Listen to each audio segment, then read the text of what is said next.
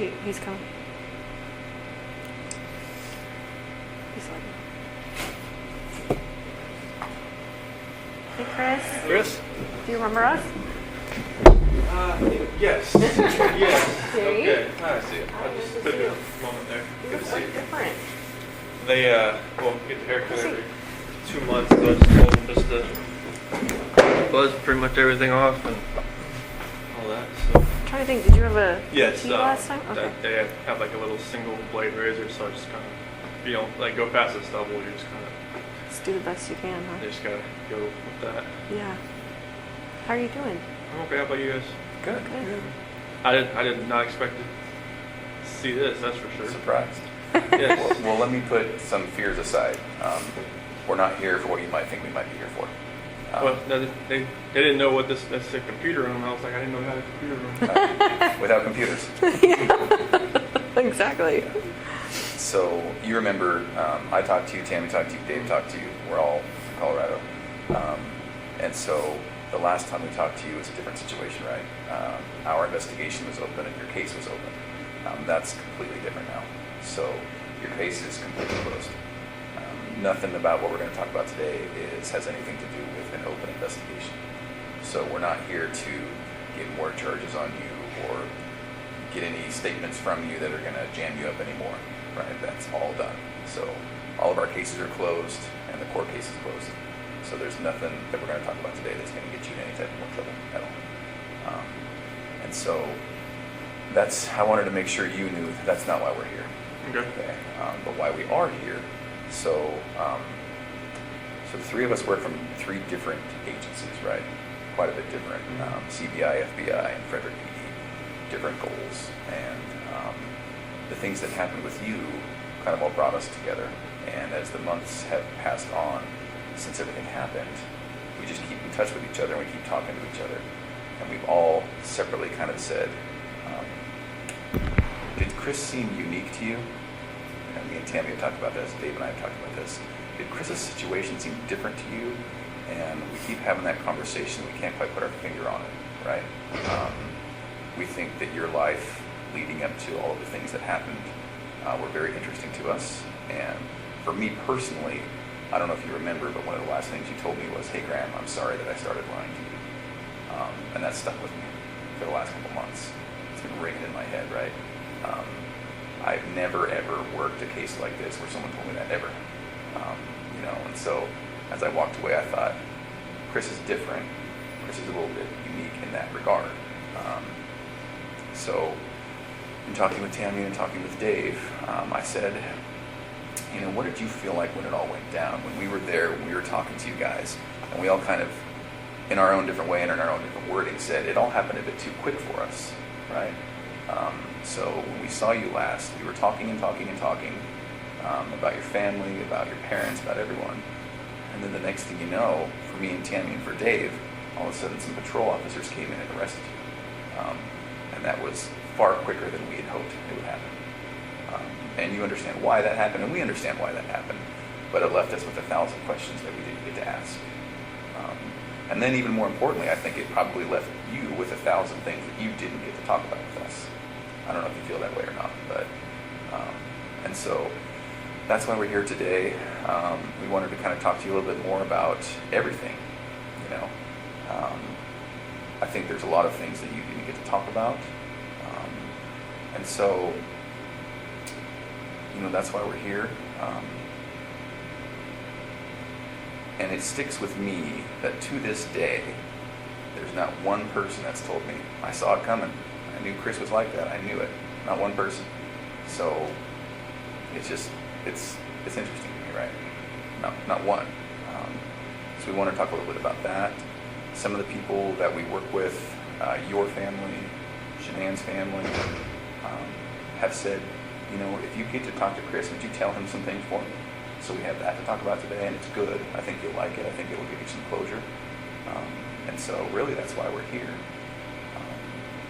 Are you available to talk to us? Yeah, definitely. Okay. All right. So off the bat, if you have any questions, just tell us. Okay. If there's something that you don't want to talk about, that's okay. We might press you a little bit. Okay, we might say, Well, do you mind if we just maybe then ask one question? If something makes you uncomfortable, just tell us. If we need to take any bathroom breaks, we can take bathroom breaks. For anything like that. And we'll take bathroom breaks and water breaks ourselves too. So then, is there anything about your schedule today that makes it that you can't talk to us? No, there was like a pass for this and the AM and the PM. Okay. They reserved the room the whole day, Oh, just okay. in case. That's just what they do. Okay, I didn't know if that was like two separate things or something. I think you have to go back for lunch to get counted for or something. Oh. Accounted for. Yeah, I think 11:30. Lunch is like 11, but they count for like 12:15. So in general, how is it here? It's a lot different in Colorado. Is it? It's Good or bad? It's better, I think, because it's here. I'm actually around other people. I mean, in Colorado, it was just like I was segregated, and it was like pounding on the walls all night, screaming, and just telling me From other people? Oh, Really? they're just telling me like how I should kill myself and like what they're gonna do to me and just like all that kind of stuff. So Oh. it was today. This is a lot different because I mean, people here don't seem to.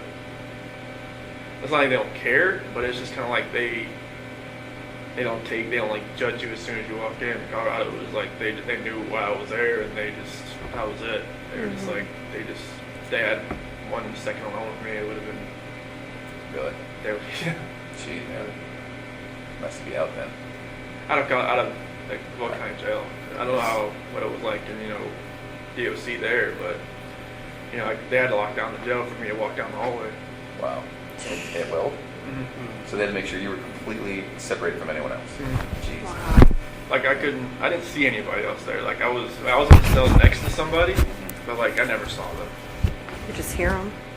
How did they know who you were? I don't know. I just they make phone calls in there too. Oh, okay. And they got the newspaper in there before I got in there. So Yeah. Have you been able to talk with family oh members? yeah, definitely. Yeah. Like Yeah. we get from 6 p.m. to 7:30. That's our on my unit's timeout. So we get to use the phone at that point in time. Really? Mm-hmm. And do they charge you for it, or? Oh, it's just like it's like Securus or something. Mhm. Okay. And how do you make money to pay for that? They put money on the phone. Oh. So if I call, like if I was like to dial somebody's number, they have to have like a phone account set up. Oh, I Otherwise, gotcha. it's just restricted. And then so who you call pays for it? Yes. Oh, okay. Have you been able to talk to like family members and parents and all Yeah, that? my mom and dad, my sister. Okay. Good. Is that a good thing? That's a good thing. Definitely. Good, man. Yeah, if they don't hear from me, they're like, "Oh, what's wrong? What's going Oh, on?" good. Yeah. And how was it with them? And so far, so good. Yeah. Yeah. It was hard to hear your parents at sentencing. Mm-hmm. Yeah. I didn't know what they were gonna say. Mhm. So Yeah. And so, yeah, I really appreciated what they said. I don't know about you. I definitely it was. I didn't expect them to be there. I knew they were there on the 6th, on November 6th, but I didn't expect them to fly back, and they Oh. wanted to fly back for that. So. Yeah. And then a lot what your mom said. Mm-hmm. Definitely. Okay. Good. Well, so we have 1,000 questions. I'm sure you do too. Do you care if we start, or do you have any questions for us? Go ahead. We'll start. All right. So one of the things that we're battling with is, and I won't make any assumptions today. So, are you aware that this was a national story? After a little while, it was. I didn't talk to my parents while I was in Colorado Okay. because my attorney team told me, all right, no phone calls, no letters, no nothing.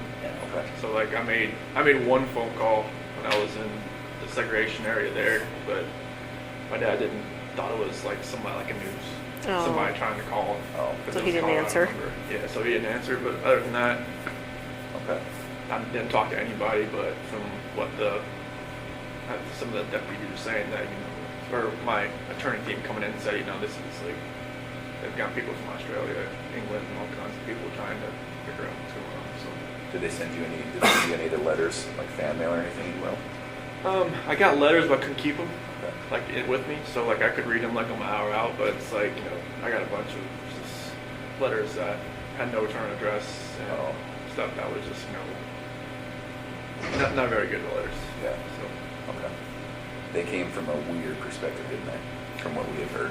definitely there was one person I guess from Broomfield that was like writing like 4 times a week trying to come visit me, and then there was just a lot of people like writing that was like bleed through markers saying, like you're a monster, or all kinds of crazy stuff. All right.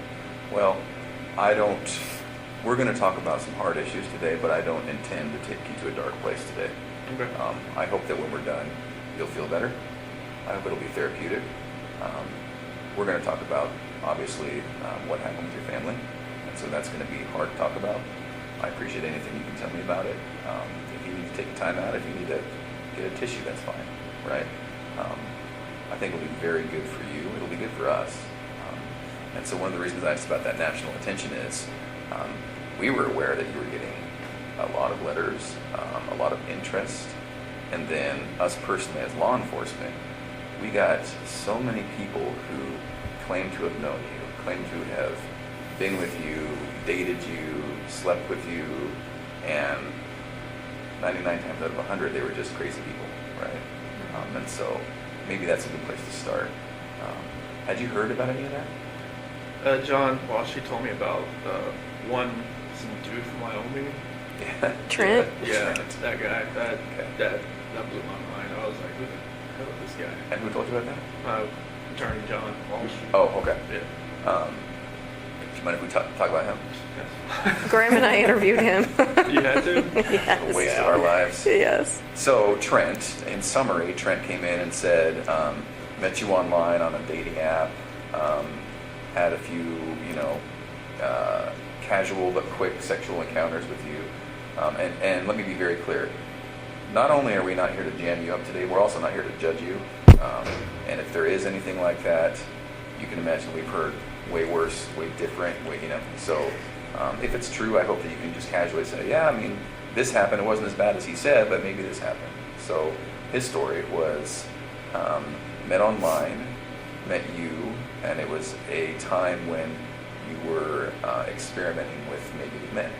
And so he said he met a couple times, met his friends, went to an apartment, had a couple of meetings in a parking lot, and then that was basically it.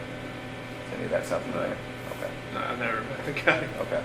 All right. Yeah, he talked about being in your truck with your girls, like the whole 9 yards. So. Okay. No. All right. I've never even been to Wyoming, let alone Okay. driven up there to see somebody. Yeah. And so this is maybe a weird question for you. Do you have any gay experience? No. Okay. Any interest? No. Okay. Never had a time experimented, wondered? No. Okay. Is it possible that he found you instead of you finding him? From what John told me, to find me on like a WhatsApp. Yeah. I don't even have that app. Okay. Never. I mean, you had my phone, so I Okay. mean, you could probably Yeah, we know. you could probably saw what app I had. But I've never even heard of the app. But Okay. apparently, like he told me, like I met him to do like a rehab center or something. Is that what he said? No, that was another guy. Oh, okay. Yeah. Yeah. Yeah, it was totally. I had no idea. So did you see a picture of him on the news or anything? John showed me a picture of him. Okay. He was like, well, this guy. I'm like, John was kind of, making fun. Like, you know him? Sure. Okay. I'm like, no. So you saw it and you were like, no way. Yeah, I was just Big like- lips. Did you see his giant Yeah, lips? it was just like, I have no clue who this guy is. And he's somewhat memorable. I mean, Yeah. If you met him or talked to him or got to know him, you might remember. He was kind of meek, Yeah. but also a little bit flamboyant. Yeah, he did fake lip, or not fake lips, but injections. Uh-huh. He was very into skincare and makeup. And he mentioned that one of the times, just as a gift, you got him some skincare products. Does any of that sound familiar? No. Okay. You can imagine all the stuff we're dealing with. Okay, so that's one. Trent Volz. There was another gal that you were dealing with. Amanda McMahon. Have you ever heard that name? No. John showed me a picture of her. Okay. Oh, you did see a picture of her too? Yeah, he had like. Yeah, that's the same. True Yeah, side. it's, Does that look familiar? that's the same picture he showed me on the Okay. MSO one. I was looking. I was like, who's that? He's like, oh, you don't know her either? Yeah. I was like, no. Yeah. He said it was like a Chick-fil-A parking lot rendezvous or something. Right. And that's just not true. That's what she's No. claiming. Okay. Only one been one Chick-fil-A in Colorado. That was the one in Broomfield, Highway 7. Okay. That was it. Okay. Do you feel comfortable enough today to tell us if there were other people? Yeah, it was just Nicole. Okay. Guess. And that was it? Yeah, that was Okay. it. As these people have come out, for the most part, we've not given their stories much credit. They're just crazy people who want attention.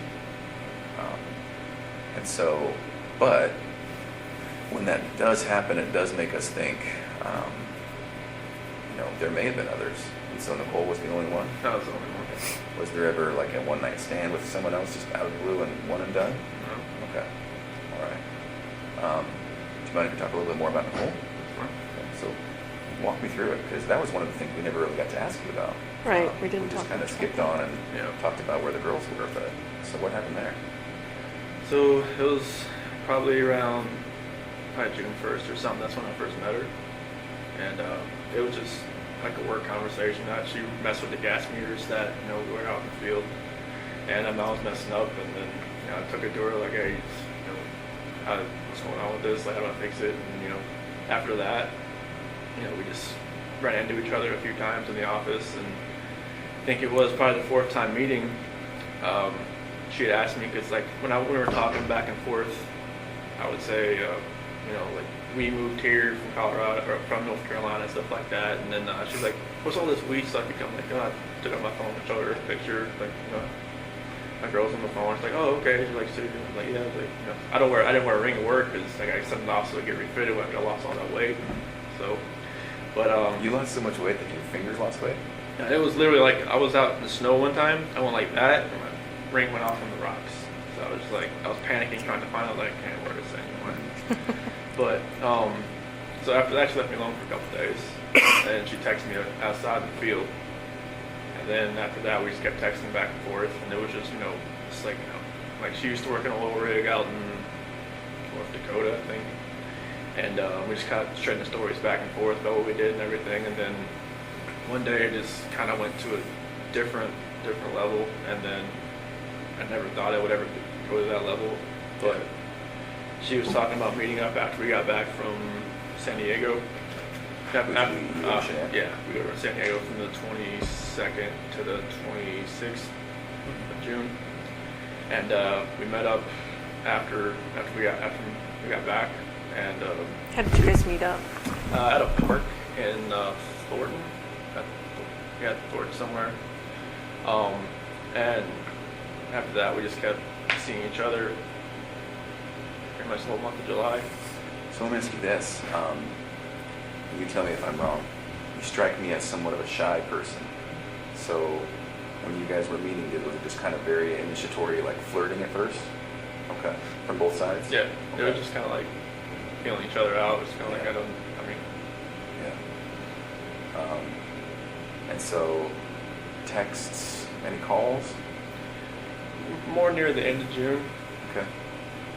And what makes you remember that it's June that it happened? because we called each other before I left to go to San Diego. Oh, okay. All right. At first, did you think something might happen? I just thought it was just flirting. I didn't think it was actually like something that would actually happen. Yeah. Well, it's totally natural, right? I mean, everyone kind of flirts at work, right? Because the relationship between men and women is different. So if you're working with a girl at work, it's just kind of natural to flirt. I get it. I wish I was just out in the field more instead of at the office those demos, but Yeah. I can kind of see it in your eyes. That's kind of where the path started, isn't it?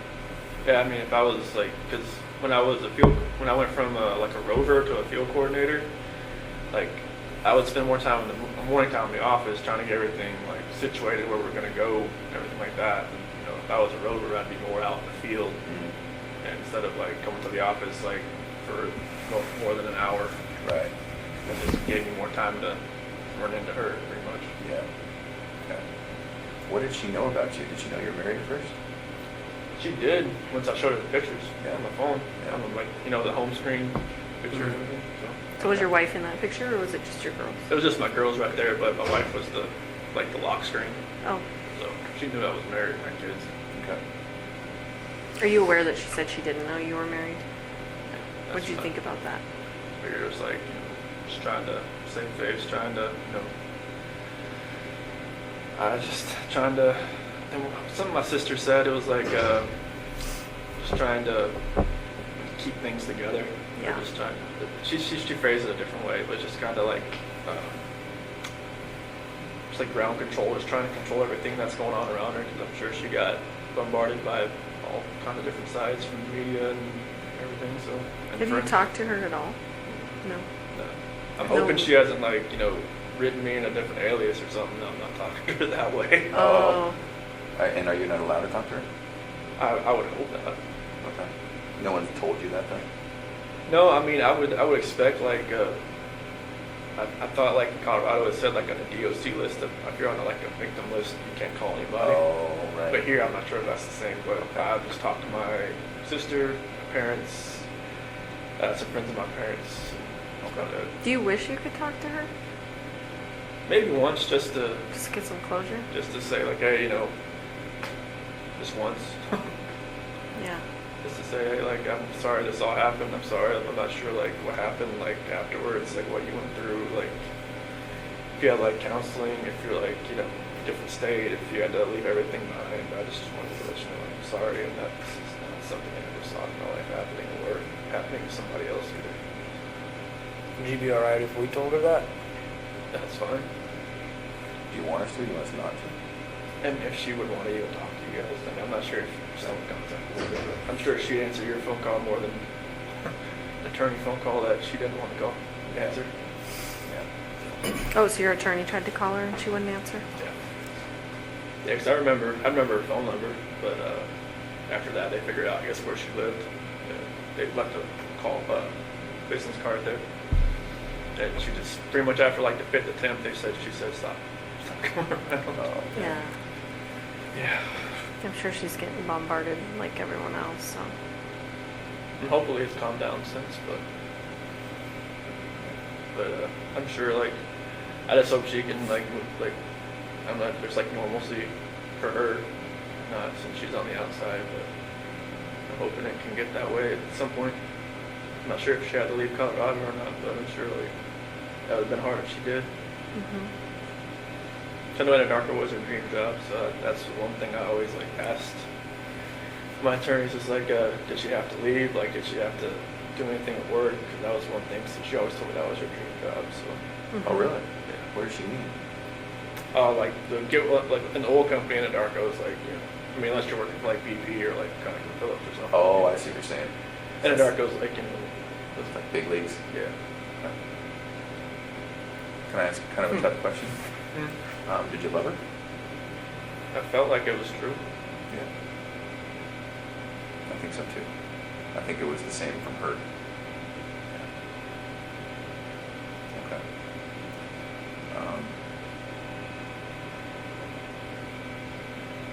Tell us about the time you spent with her.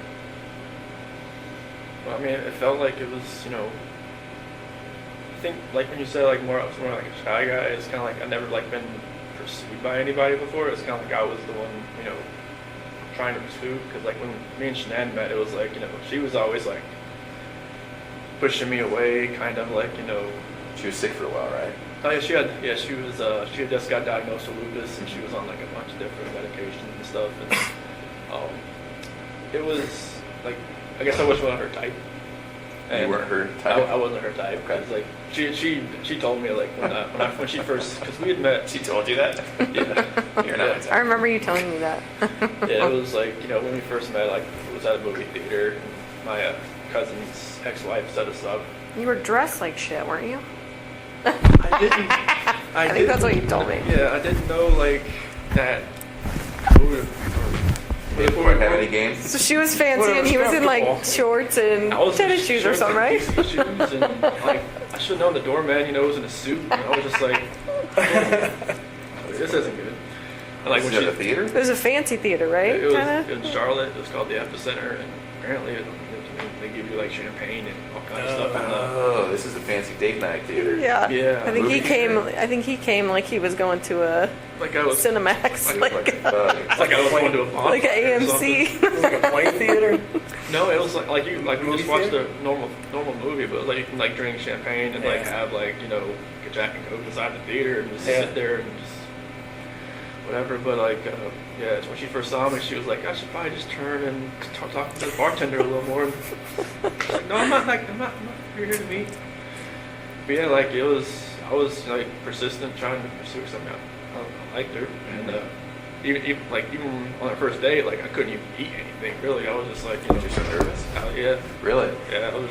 She was just like, you know, chowing down, and she was like, you eat like a bird. I'm like, Oh, that's funny.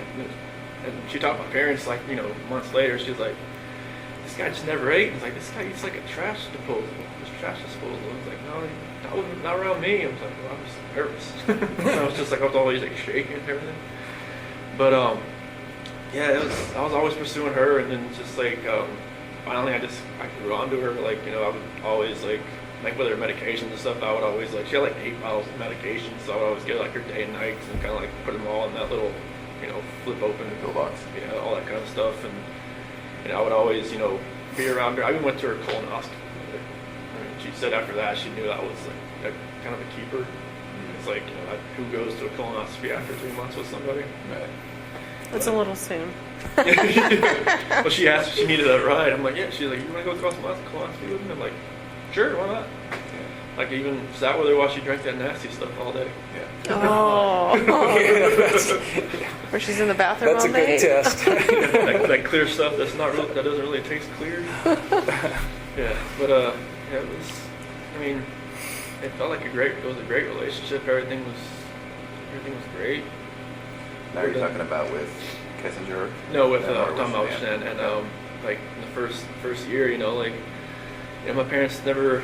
I don't know. My mom was always kind of hesitant. Why? I was the baby, I guess. I never, you know, because I never had a girlfriend in high school, so it's kind of like she never like really saw me like. Oh, interesting. So she's kind of watching her baby walk out a little bit. Yeah, because when I turned 18, I graduated. I never moved back Okay. at home. So And my how sister old- moved back and forth all the time. So How old were you when you met Shanann? I was 25. It was 2010. So Okay. So no serious girlfriends before that? nothing more than like 6 months or so. Yeah, there was some girls here and there, but just nothing more than like, you know, the last girlfriend I had before Shanann, she was just actually got divorced, and I should never did that. But it was more of like I was kind of like helping her get through her divorce. It seemed like she went on to somebody else. I'm like, oh, nice to know. You're the rebound guy? The rebound guy. Pretty much, but you know, that's how it goes. Would you say that in your relationships with women, it seems to me, and you tell me if I'm wrong, it seems to me like you're attracted to maybe a more dominant personality? It seemed like it because I've been more of the just reserved. I mean, I just kind of like go with the flow type. Yeah. But then like Shanann usually made all the decisions. It seemed like so. I get that. I'm the same. Yeah. I don't know what it is. Yeah. I don't think that's right with you, but. So then, and I know it's hard to keep bouncing back and forth, but and one of the reasons we're here is we just keep telling ourselves, Chris just does not fit the mold. Chris does not. No. Like it just blows us away what happened, right? And so we will do a little bit of bouncing back and forth, and that's really just to get to know you a little bit better, because we never really got that chance, did we? We were I met talking you twice. Yeah. Met you once. Yeah. Probably like 3. Well, you remember 3 or 4 times probably.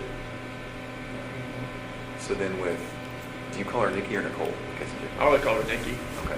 I know there's so many Nikki's and Nicoles in this. Right, there is. That's I got confused. So we'll call her Nikki.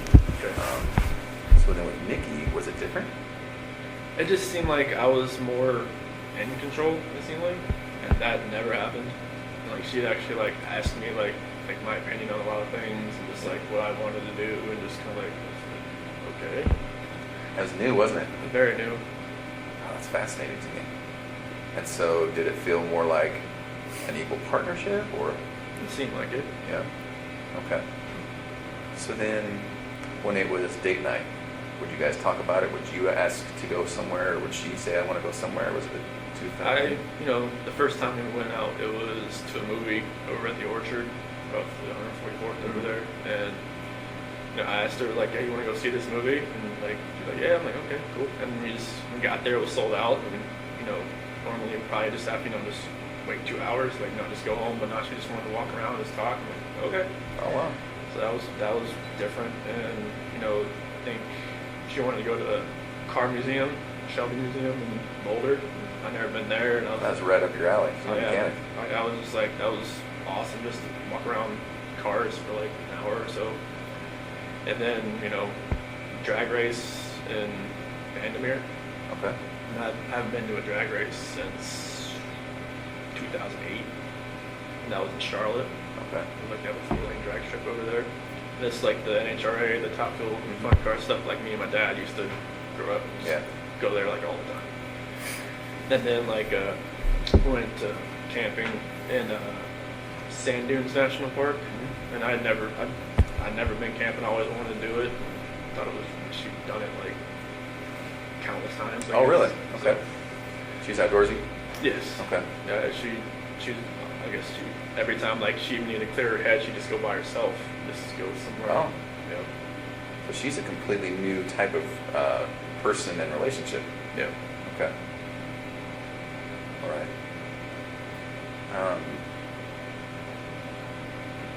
What were you thinking this whole time? Like, in the back of your head? In the back of my head, I was just telling myself, "What are you doing?" Like, every time, I open up my phone, I can see pictures and like my wife and my kids, and I'm just like, "What am I doing?" And then, like, every time I was with her, it seemed like I didn't think. It seemed like it was like a blinder that was in my face, Oh. and it just like every time I look back on it, like like I have pictures of my wife and kids and myself, and like every night, or every morning, every night, I just talk to them, say like I have like this book I used to read for CC, and I remember that book, so I read that to them like every night, and like there's some scripture and stuff that I read to them, so I just try to think back, like I wish this never happened. And just like I wish that blinder wasn't on my head, wasn't in my eyes. That would have seen what was going on. Like, I was having, everybody said, "Oh, you're just out there having fun while your kids, or kids and wife are on vacation." I'm just like, no, it wasn't like that. But it seemed like that's what it looked like when when you're going, when you're going to camping, you're going to drag race, going all this other stuff that you have fun doing, but you're with somebody else. It's not your family. It just didn't seem right. I was with her, it just didn't seem like I could even see that anymore. Yeah. And I was there at her house pretty much every night. So it was like I didn't have that time at home just to really think about anything. Because literally I was only at home from like when I got home from work. I worked out, I ate dinner, and then I went over to her house. Like I never slept in my house from like the whole month of July. Now, talk me through that though. When you said you went home and then you were at her house, was that while Shanann was gone? Oh, okay. So you weren't even at your house. No. This all happened so quickly, didn't it? It was insane quickly. Like I didn't she even told me like she would never in like a normal relationship she would never have somebody over at her house like more than like once or twice a week, but she felt like she wanted me over there. Yeah. She said she felt comfortable over there. Yeah. So it's just like that's what was different. Like she wanted me over there. But I just wish that all that would just go away. I just wish I'd almost like I know it's hard I know it's wrong to say I wish I'd never met somebody, but I wish I'd, maybe met her at work and then just kept it that way. I think if we had a time machine, I don't think this would happen again. Because some people, when this happens, you're like, well, if it wasn't this time, it would have been next time, or it would have been the next time. This just wouldn't have happened with you, would it? And it happened so quickly that you tell me if I'm wrong. You're not the type of guy to take control sometimes when you need to. Yeah, It seems like that's just what happened. Yeah, I didn't take control of this situation. It was like the situation controlled me. Right, it just happened. No, I get that, man. I'm somewhat passive myself, and it's like, there are situations where I'm like, well, why did I let that keep going? Yeah, I don't know why. It was like a roller coaster ride that I just kept punching and taking on, and I just never could get up. Yeah.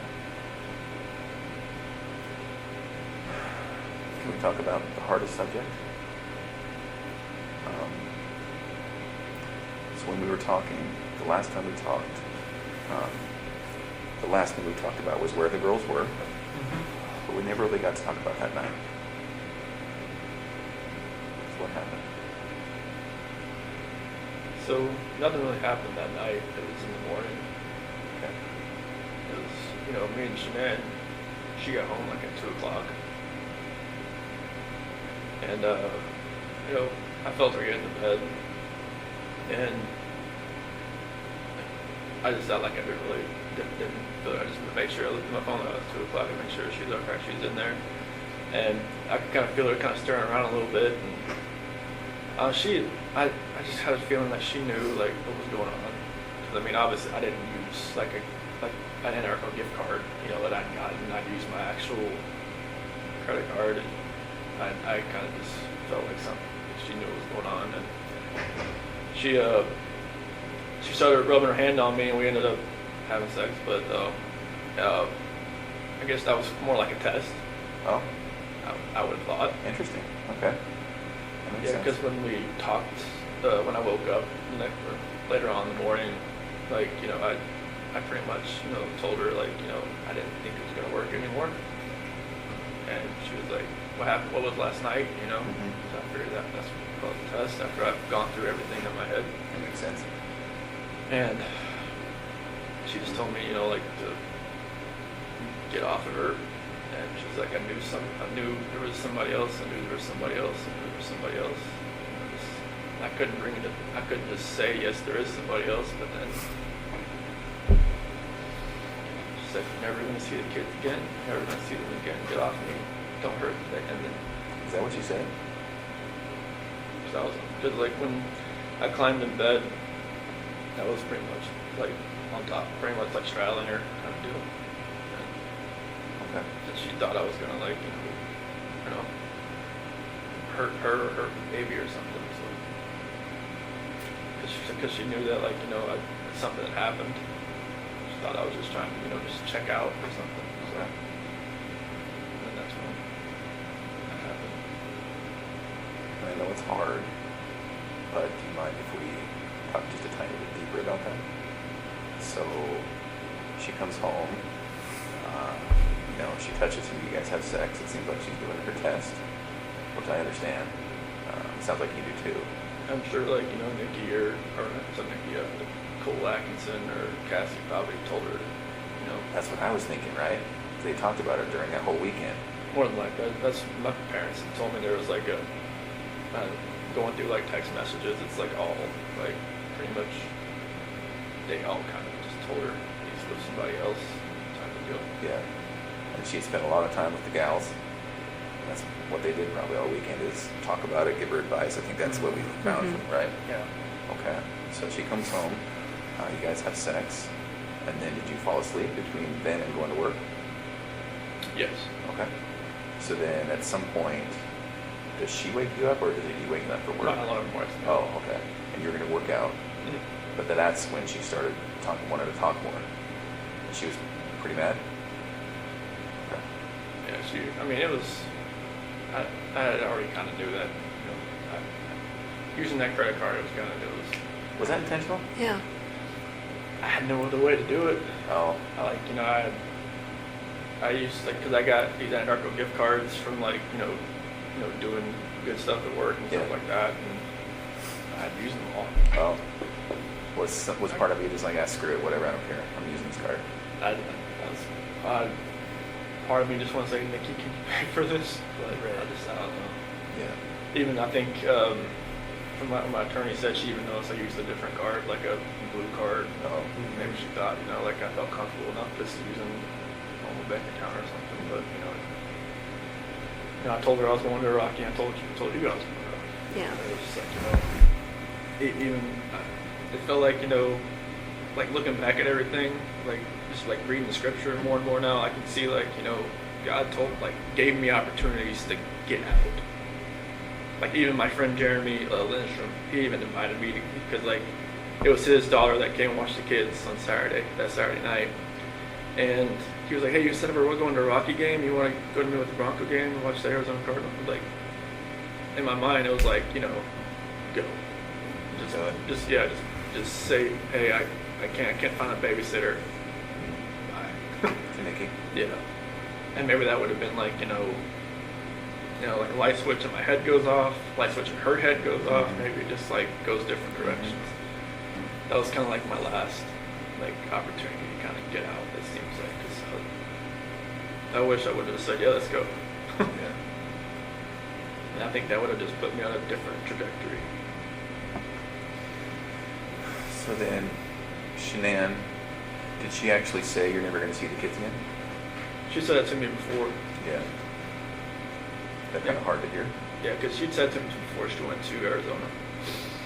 Because, like, I wasn't really sleeping in the bedroom. I was sleeping on the couch or in the basement bed or something. And, like, she had slammed the door. You're never going to see the kids again. So, yeah. Did she get fiery like that? Only once in our entire relationship I've ever seen her that way. Yeah. And that was a time before, or was that on the night that it happened? No, it was right back in North Carolina. Oh.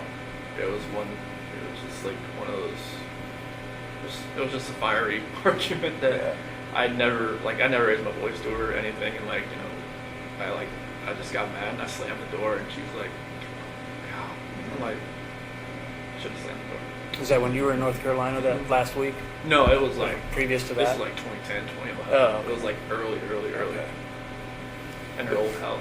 Before kids? Yes. Were you dating or were you married at that point? Dating. Oh.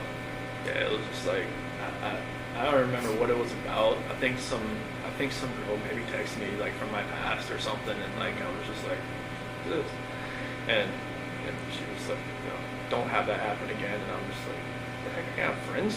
Right. They're females. Like I don't even talk to this woman anymore. Right. And it was just like, yeah, nope. Was she fiery? Did she have that Italian blood that her mom has? Good Lord, yes. Was she always like that, or was she? Did she snap at things? She wouldn't snap at me, but you could tell, like, you know, if something really irked her a little bit. Yeah. It would come out. 0 to 100 type thing, or what? Yeah, 0 to 200. Oh, interesting. She gets acclimated about something. She's like, all right, it's gonna happen. Well, that's why she was probably so successful at Thrive, right? Oh yeah, like she had done Yeah. a couple other like direct sales business, but this one was just like, it was different. Why? This one, like, because I think she had done like Origami Owl and like something called like It Works, and then like other couple other things like some bags and stuff like that. But the supplement stuff, it just because it worked with her, it worked with me. She's like, okay, I can kind of like use this as like, all right, this is what it's doing for us. Yeah. And then like after a little while, like she could see how like people are above her, how it was helping them, and then it was just like trickle down effect.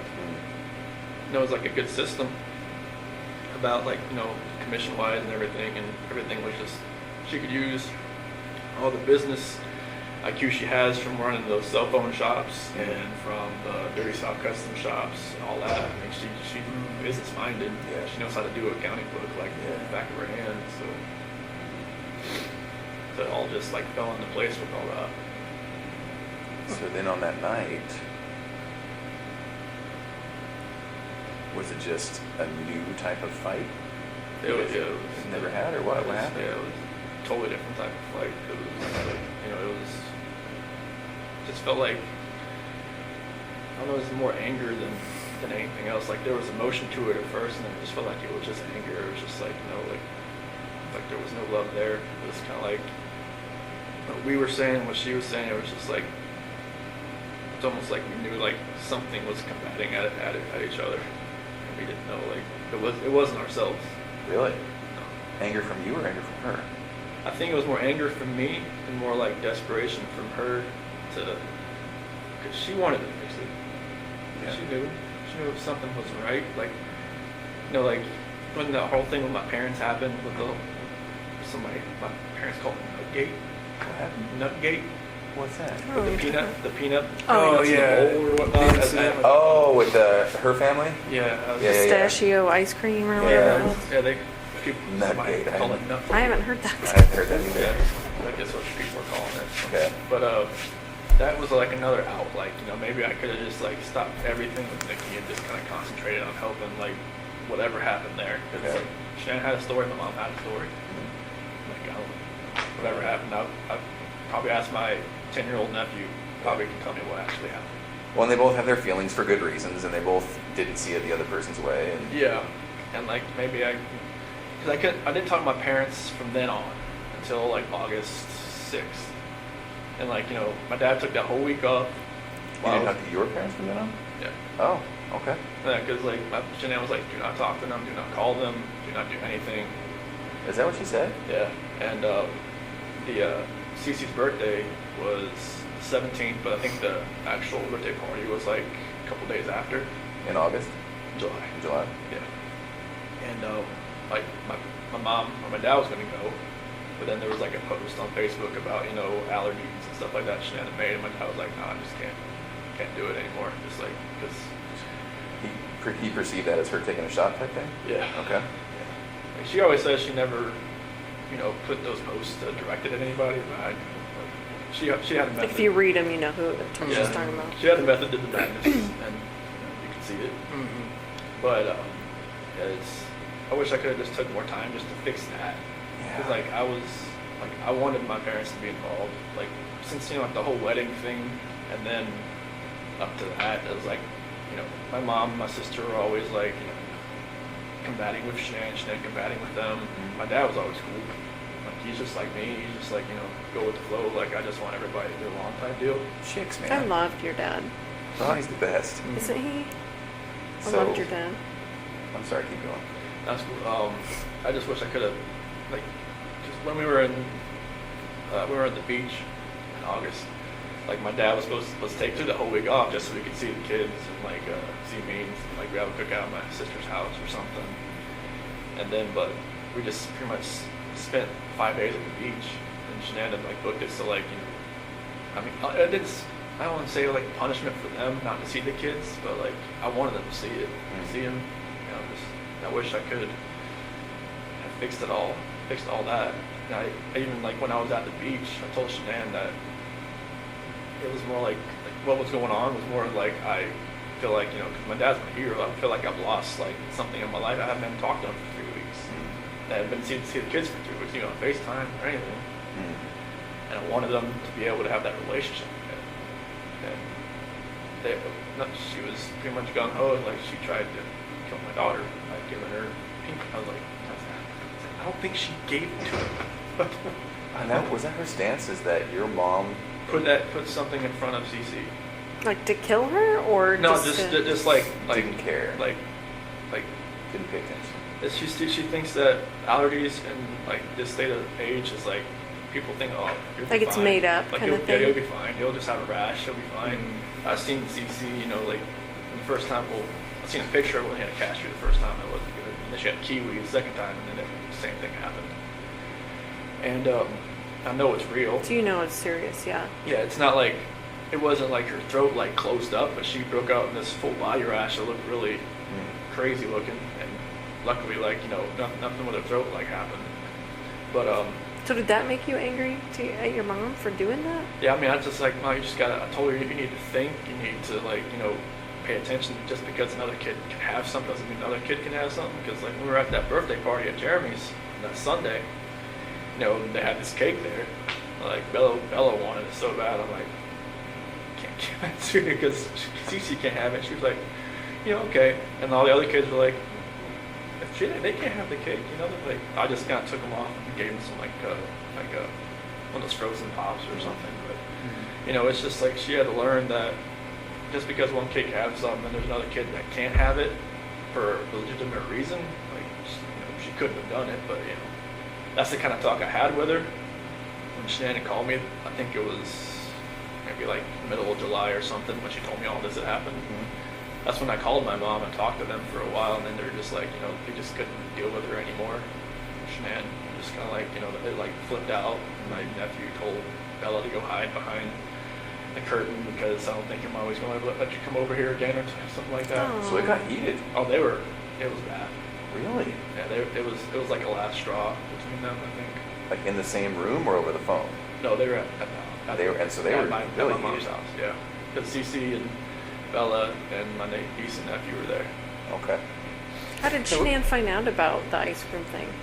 Because Shanann was there, and I guess they were all sitting one of those couches, kind of like a U, and my niece went into the kitchen, and she knew where the ice cream was. I mean, she'd been there she's been there. So it's not like your mom gave it to her? Like she got no, her own no, ice cream? Yeah, she went in the freezer, got it, went out, and stopped beside Cece and started eating. Oh, But like, it's just a matter of like Cece could go like Right. Right. like that. Now, I don't know what would happen if she just got it on her hand, right. but like I know on like the prick test, you know, Mhm. on the back, it's like a welt. So were they staying there at your parents' house during that time? 'Cause Yeah, it was. So they would go from from Sandy and Frank's house Yeah. for like a few days or 5 days, and then go to my mom and dad's house Yeah. for a couple of days, and kind Okay. of bounce back and forth. Okay. So it happened during that time. Mhm. They were there. Yeah. Okay. And so there were so many things that happened, weren't there? They just were little tiny ingredients to this Yeah, recipe. Yeah, nothing like It's nuts, Chris. I mean, it's just so many things just didn't go your way. everything was like somebody was stirring a pot, and it was just Yeah, that's exactly what it was like. So then, I know I keep bringing it up. Can you walk me through just the last few minutes before Shanann died? It was pretty much just like I had gotten dressed for work, and then like we started talking. Did she come to you? No, I was just right there in bed. Oh, I just, okay. Yeah, so I was just like I got my blue shirt on, my jeans and everything. You ready to go? I was ready to go, and Was she asleep, or did you have to wake her up to finish your conversation? Or? I would wake her up because like she got home like 2 o'clock, so she pretty much out of it. But I never knew like if her plane got delayed. Someone always told me like she just like sat around with Nicole and just like talked for a while and then came home or something. I'm not sure if that Yeah, was true. it was delayed. Yeah. But yeah, when she came home and everything, but yeah, like I woke her up to talk to her. Oh, okay. Yeah. And is that because it was just eating at your brain? Yeah, like I knew like, you know, something like something didn't feel right with me. So I know like she knew. I just knew she knew. I just felt like maybe the kids weren't going to be there when I got home that day. Oh, interesting. Now, I don't mean to offend, but I have to ask, is that really the truth? Okay. I really felt like they weren't going to be there when I got home that day. Oh. And Like so- she would take them somewhere? No, Or- I just felt like either maybe I wouldn't go home, maybe they weren't going to be there, or I wouldn't be allowed in, type of thing. I think I saw some text messages where Shanann talked about that she would take the kids to another state or something because she wouldn't be able to afford to live in Colorado or something like that. Did she say that kind of stuff to you, or Yeah. what did she say about that? She said she couldn't afford to live in Colorado on her own, and that I told her like, well, I mean, drive. I mean, she pretty much makes the same amount I do, Yeah. but she said she wouldn't want to try, just because Colorado just price of living there was a lot higher than North Carolina. And just so I'm clear, you thought maybe in your mind, you thought maybe she would take the kids somewhere else or like lock you out of the house or. Or just like, I wouldn't want to make a scene, like, trying like pound on the door, trying to get in or anything like that. But like, I just felt like, that was what I did on Sunday. It was kind of like, or Saturday night was kind of like the last straw. Kind of like going out with somebody and using an actual bank account card and just like not trying to hide it at all. So walk me through it though, because she comes home, she touches you, you guys have sex, you fall asleep, then you wake up for work, all natural, all, a normal day's work type thing. Yeah. What was it that made you think, I just can't do this anymore, I have to talk to her? It was eating away at me. Like, I Yeah. knew like something, I knew everything that I did. Like, I know like when I was with Nikki, it was, different. Like, I wasn't even like in the realm of I'm a dad, I'm a husband type thing. Oh, And then like I was saying, when I'm never at home, like sleeping in my own bed, like I have no like concept of that anymore. interesting. 'Cause it So was in your kinda- mind and heart, you can moved on. Like it kind of felt like if I wasn't at home, like I didn't think about it almost, because like if I wasn't sleeping on my own, like I think there was at one point like Nikki had gone to the mountains with her friends for like a few days, like into June, first part of July, and then like that part, obviously I was home, but like from that whole month of July on, it was like I was never at home. Like I never had all those reminders around me. I never had, like every time my wife would call me, I would be at Nikki's house. Oh, while she was in North Carolina? Yeah. Okay. And I would like, walk outside and talk to her, like when I was next to the car or something like that. But I would never be at home looking, like, have all these pictures around me, just being in the same bed, seeing my kids' beds, seeing everything that, that we built for the last 6 years. And so, did you just want to once and for all get it out in the open? I just wanted to just tell her how I was feeling at that point in time. Like, I didn't feel like me and her were compatible anymore. Honestly, I didn't feel like that because what was going on with Nikki, it was new. It was new. Right, absolutely. Anything that's new always feels better than the old. Yes. And it You were makes think probably differently bitten about by the love bug. Yeah, That's how a lot of therapists talk unfortunately, about it. Yeah. But it was just like, I never felt that. I mean, even like with new relationships in the past, like it always feels different, like, the first couple weeks and then, but it just, with someone Nikki felt different. I don't know what it was. Maybe it was just like you said, like, I was more in control and like, it was more of like, maybe more of me coming out. Because Shanann always said, like, it always seemed I was more myself around other people, like, her cousin Cody, like, Cody lived or came up, visited us for a little bit while we were in Colorado for a little while, and Cody always talked about, like, how Chris is so funny, Chris is like, Shanann would always just like, why are you never like that with me? I'm just like, maybe I always felt nervous around you. There's only so much oxygen in the room, right? I say this to some people when dominant personalities, I just always felt nervous. I always felt like I was, I never could actually just, be myself. Right. Nikki, I was myself like all the time. It was just different. Well, and it seems as though, and again, hard to talk about, and you tell me if I'm wrong, but it also seems, is it accurate to say that sexually you were able to say, Nikki, this is what I would like, this is what I'm into, or blah, blah, blah, and maybe not with Shanann?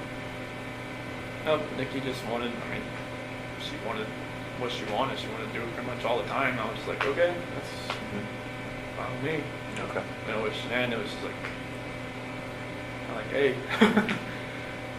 Sometimes it happened, sometimes it didn't. But that wasn't the case as far as that way. It wasn't just like sex or whatnot. But it was mainly, I was just more myself. I could just not think about what I was going to say or plan what I was going to say or not, going to say something stupid or something. But, Right. A little bit of freedom. Can I ask you something about that morning that you had sex with Shanann? Did you feel at all like maybe you were kind of cheating on Nikki by doing that? I felt strange. I felt like, the first time I was with Nikki, I felt weird. First time, like, Sure. And then the last time I was with Shanann, I felt totally strange. I was just like, I didn't know who I was. I didn't know who I had become. I felt like I'd become people I see on TV, and that did not feel right with me. Like I didn't know what had happened to me. Mm-hmm. So Nikki even asked me, like, have you done this before? Have you ever strayed away? I'm like, I've never even thought about it. It's like, what's different? It's like, I guess it's just you that's different, because I just never actually, like, I've seen girls smile at me before, never done anything about it. With her, it was just like, it's like she had a leash on me and she tugged me away. As soon as she walked, I'm like, what the heck, what's going on? So. Well, and Tammy brings up a very good point. I wonder if that last time with Shanann having sex had somewhat of a role in you thinking, Like a trigger? I gotta do something, I gotta say something, we gotta have a talk, something's gotta change. Is that accurate? Yeah, it felt like it was like maybe like a trigger point or something, like it's like you hit the push button on a bomb and it just blows up. Right. Just something in my head was just like something was irking. Just like I had to say something. Okay. So then exactly what did you say and what happened? So when I woke her up and just like, hey, we just gotta talk. Okay. And just like I told her, I don't feel compatible. I don't feel like this is gonna work. I just, I don't wanna, like, can we cancel the trip to Aspen? Because she had booked a trip that week Oh. to go to some like mystery 4-star luxury hotel or something. Just the two of you or the whole family? Just me and her. Okay. And she had Amanda there, couldn't watch the kids that weekend or something. Okay. And I was just like, can we cancel that? Can we like do something? Like, from what I remember, I even said, can we move to Brighton just to get away from like this house? Oh. But like, I'm not sure if that was like in the beginning or the end of part of the conversation or whatnot. That conversation went so many different ways. Like they had gone from like staying together to not staying together to just like all of the above. Okay. So this is half an hour, what? Definitely not more than half an hour, I don't think. Okay. I don't think. Are you crying? Is she crying? It's back and forth. It's like, she's got, mascara. She didn't wash her face when she got home. So she had makeup on still, so mascara was running all over her and stuff like that. And yeah, it was nothing about that conversation. I just wish I could take all of it back. Just the whole Nikki thing back, everything. But So then when did it turn? as far as that conversation, just at the end when I was telling her, like, I told her I didn't love her anymore. That's when it happened. What happened? She told me to get off her, and then I put my hands on her. Okay. Did you say she said something like that you were hurting the baby or something? That was before that, because when I was straddling her, it was kind of like around her waist type deal. Why did you get on her like that? I just when we got on the bed, that's just when I got on. Is that so she would listen to you? I felt like she could probably listen to me just laying beside her, but I got on top of her. And every time I think about it, I'm just like, did I know I was going to do that before I got on top of her? I don't know. Really? That's an interesting thought, Chris. You don't know if you knew. Just like everything that happened that morning, I don't know, like I try to go back in my head, and I'm just like, I didn't want to do this, but I did it. And everything just kind of like... You felt like you had to? It just felt like it was... I don't even want to say it felt like I had to. It just felt like there was already something in my mind that was implanted that I was going to do it, and I woke up that morning and it was going to happen, and I had no control of it. You never thought about it before? It was just like, I don't want... Like when... Like you said, like in the sentencing hearing, that prosecutor said it takes 2 to 4 minutes for something like that to happen. Like, why couldn't I just let go? I didn't. Oh, that's interesting. Why couldn't I just let Was go? it feeling like it was in motion and you just couldn't stop it? Yeah, it was just like, I don't even want to know what she saw when she looked back at me, honestly. Did you look at her? What was she doing? She wasn't fighting. Why do you think she wasn't fighting? I don't know. Maybe she was praying. Maybe she was just. Now I read the Bible. It said, where the scripture says, "Don't forgive these people, for they do not know what they do." Maybe she was saying that. I don't know what she was saying in her head, but she, like when you guys told me, like, take off your shirt and check for defensive wounds, and there wasn't going to be any.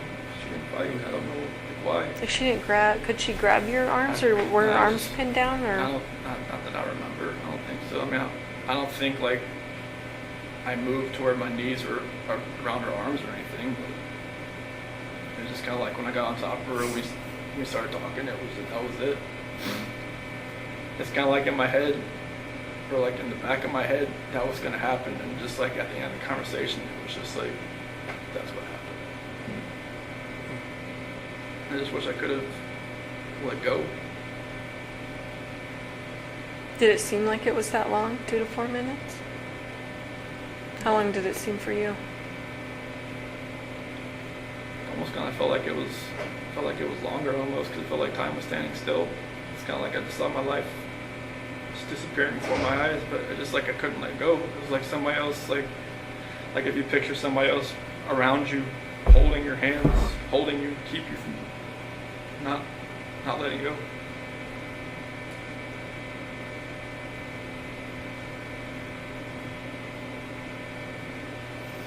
At some point there was a statement about rage. Do you feel like you were in a rage at that point? That's the only way I can describe it, honestly. Like a snap or something. I mean, I know. I guess my attorney had said like some, strangulation is more of like a, I don't know, passionate type thing. I'm just like, I don't know how that can be passionate.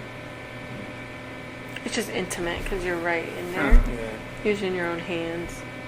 It's a lot different than someone standing across the room and you shooting them or something like that. So It just felt like somebody was like behind me, just like, I just couldn't let go. It's interesting to me because there was a lot of things in your life that were like that, right? Where you're just like, maybe felt out of control, or maybe felt like, I don't know why I couldn't take a step back, or, you know, like even when you said, when your buddy was like, let's go to the football game, you wanted to say yes, you just couldn't. Yeah, I wanted to. Like, I hadn't been to a football game since North Carolina, so I was just like, yeah, sure. Like, I wanted to say that. Yeah. I wanted to just text him, hey, you know, it was here, fell through, can't. Let's go. So, then what?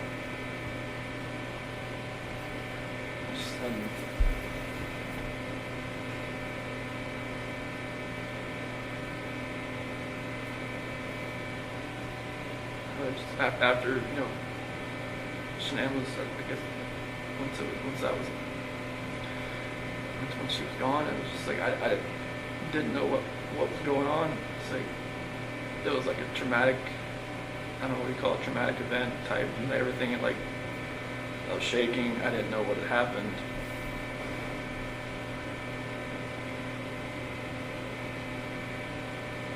I didn't know what to do. I didn't know what I had done.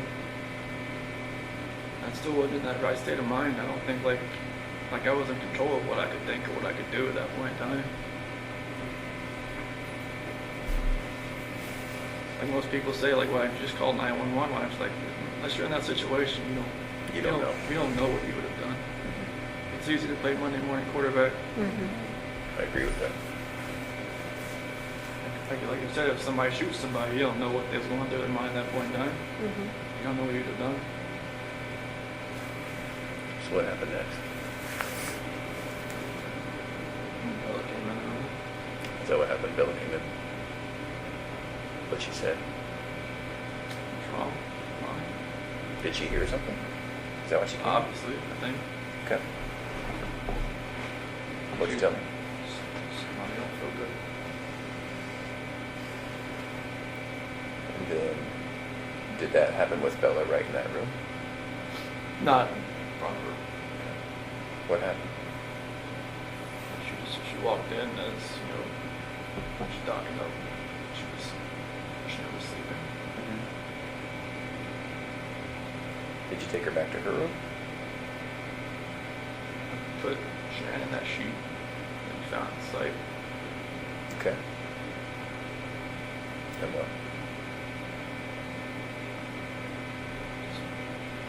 Carried her downstairs and back my truck up.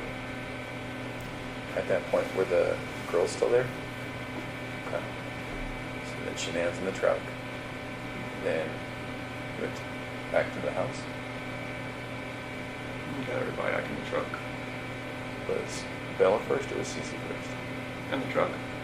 Yeah, I'm sorry. So Shanann was first, and then Bella was next. Was Bella alive when you guys got in the truck? Oh, okay. What happened? I woke back up. Okay.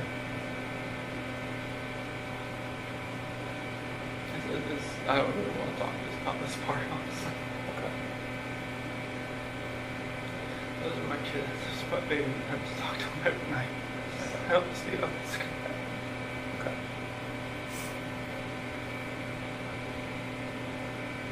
Every time I see pictures of them, I don't know how this could have happened. You know, being a dad was the best part of my life. I took it all away. I think that's the hardest part for us, Chris, is we see those videos, we see that love that you had for your girls. Like, it's obvious to us, and even to us, it's hard for us to understand how a dad who's given piggyback rides and, you know, making snacks and watching princess movies and those kinds of things, how you get to that point, you I know? don't know. Like I said, it was just like something else was controlling me that day. I had no control over what I was like to fight back. Yeah. Like when that prosecutor said that Bella bit her tongue, like repeatedly, I just wanted to just bang my head up against the wall. So you put Shanann in the truck, and then you put the two girls in the truck? Were they just sitting in their car seats, or I guess they didn't probably have car seats in your truck, did they? No, they were just sitting in the back with the, like in that bench sheet. So Shanann was back there too? She was on the floor. What did they say about Shanann being on the floor? Mommy, okay? What'd you tell them? She'll be fine.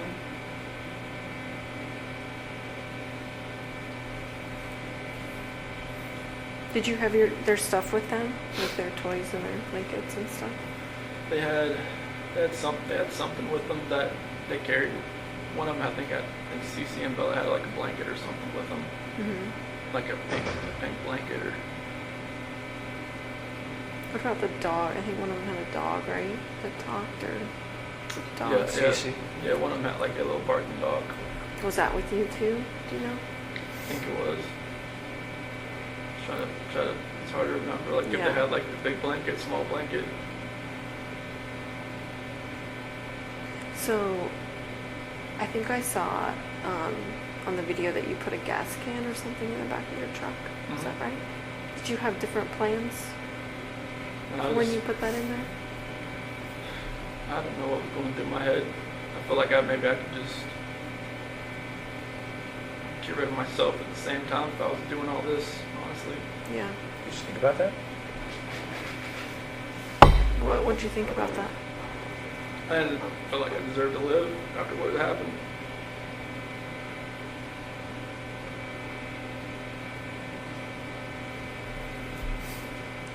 Was there any thought to the whole family going away that day, to include you? After everything had happened, that's a definite thought. Yeah. See, it's interesting to me. We had all kind of wondered if there was a point when you were all together and if you were all going to pass together. That to me makes sense, because that's, even though it sounds crazy, that's what a family man does, right? Family man doesn't do what he did. No, I know. I guess what I mean is, it seems like you guys were going to be together forever in that way. Is that maybe what was going through your head? Honestly, I just felt like I deserved to live. Yeah. And it was like, whatever judgment I was going to come upon myself,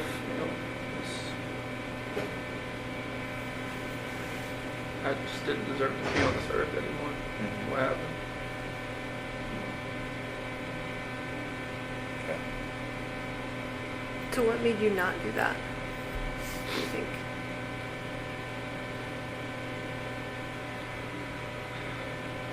I don't know if it was just more of like because with the site, maybe it was just more of like I would have hurt more people than just me and everybody else. Like I know there's other people out there, not like at the site, but other people like maybe out in the area. Like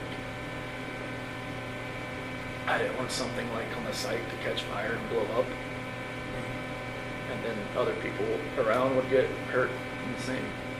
So you were thinking initially about starting a fire out there, or an explosion or something, or? Just no, not for that. Just like maybe I could just take care of myself and that would have been good. How? Gasoline, that's the only thing you do. I mean, I don't have a gun. I don't have anything like that. It's not like you just commit suicide that way. But So it's just like, to blow yourself up? I mean, it was just I wasn't thinking. Yeah. I don't. Yeah. I don't have weapons. I've never hunted before in my life. I don't know what. I mean, nothing was right that morning. Yeah. I remember you kept telling me that. You kept saying, I didn't know what I was doing, Tammy. I didn't know. Like, Yeah, when you asked me I about the remember- sheet, like what were you doing? Like I don't know what I was doing. Yeah. I think you were just like in automatic mode, or it seemed like. So did you drive straight out there? So what were you thinking on the way out there? It's kind of like what I'm doing right now. I'm just like, nervous, shaking, not knowing like, what's gonna happen. Yeah. Like I know like my life is completely changed. I don't know like what's happening. Like honestly, like I try to picture that whole ride. Like it's like 45 minutes to an hour ride out there, and it's just like couldn't I have like saved my girl's life? Couldn't I have done something? Why did I do that? I don't know. Right.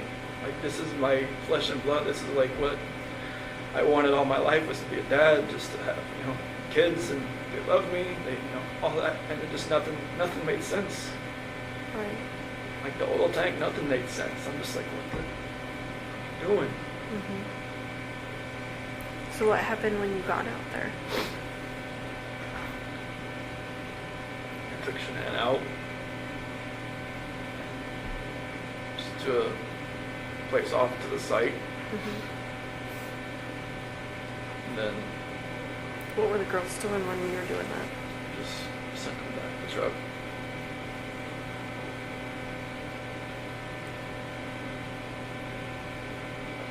And then what happened after that?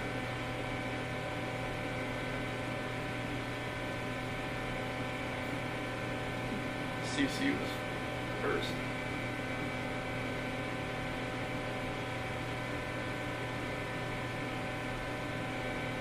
She did have a blanket. She had a blue blanket. A Yankee blanket.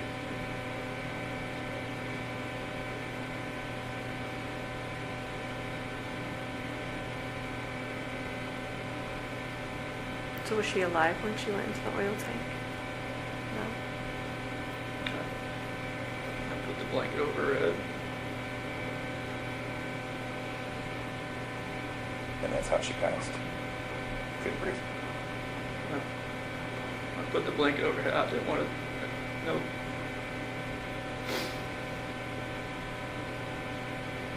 I strangled her right there in the back seat. Okay. What was Bella doing? She was sitting right beside her. Did she understand? Did she know what was going on? She didn't say anything.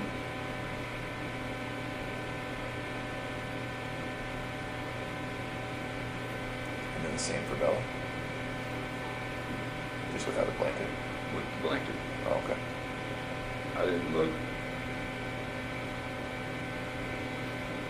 It's like every time I closed my eyes, I just hear her saying, "Daddy, no," and that was it. That's what Bella said. I hear that every day. Did you really?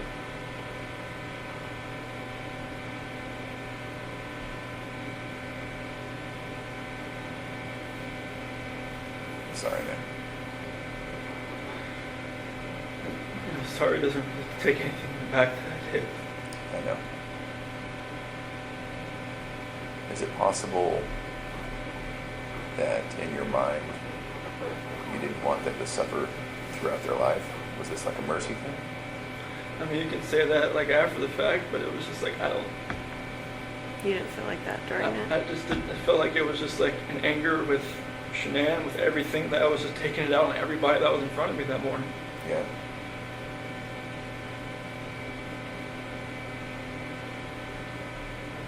I mean, kids growing up without their parents, I mean, depending on what grandparents or whoever they grew up with, seemed to be fine. But it was just like, it was an anger thing. It was just like.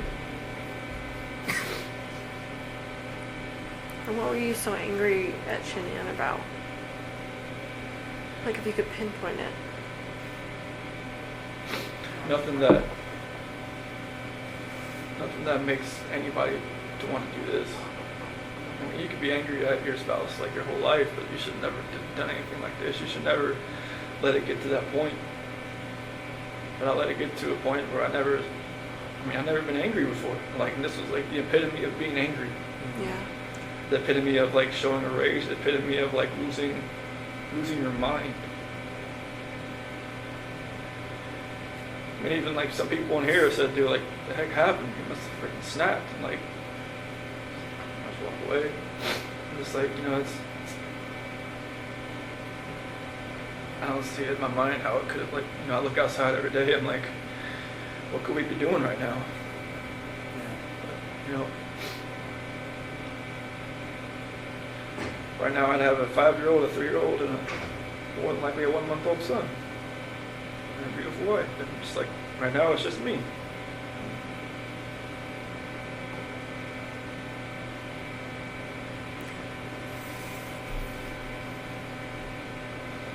I watched that video of you finding out that Shanann was pregnant. You don't seem excited.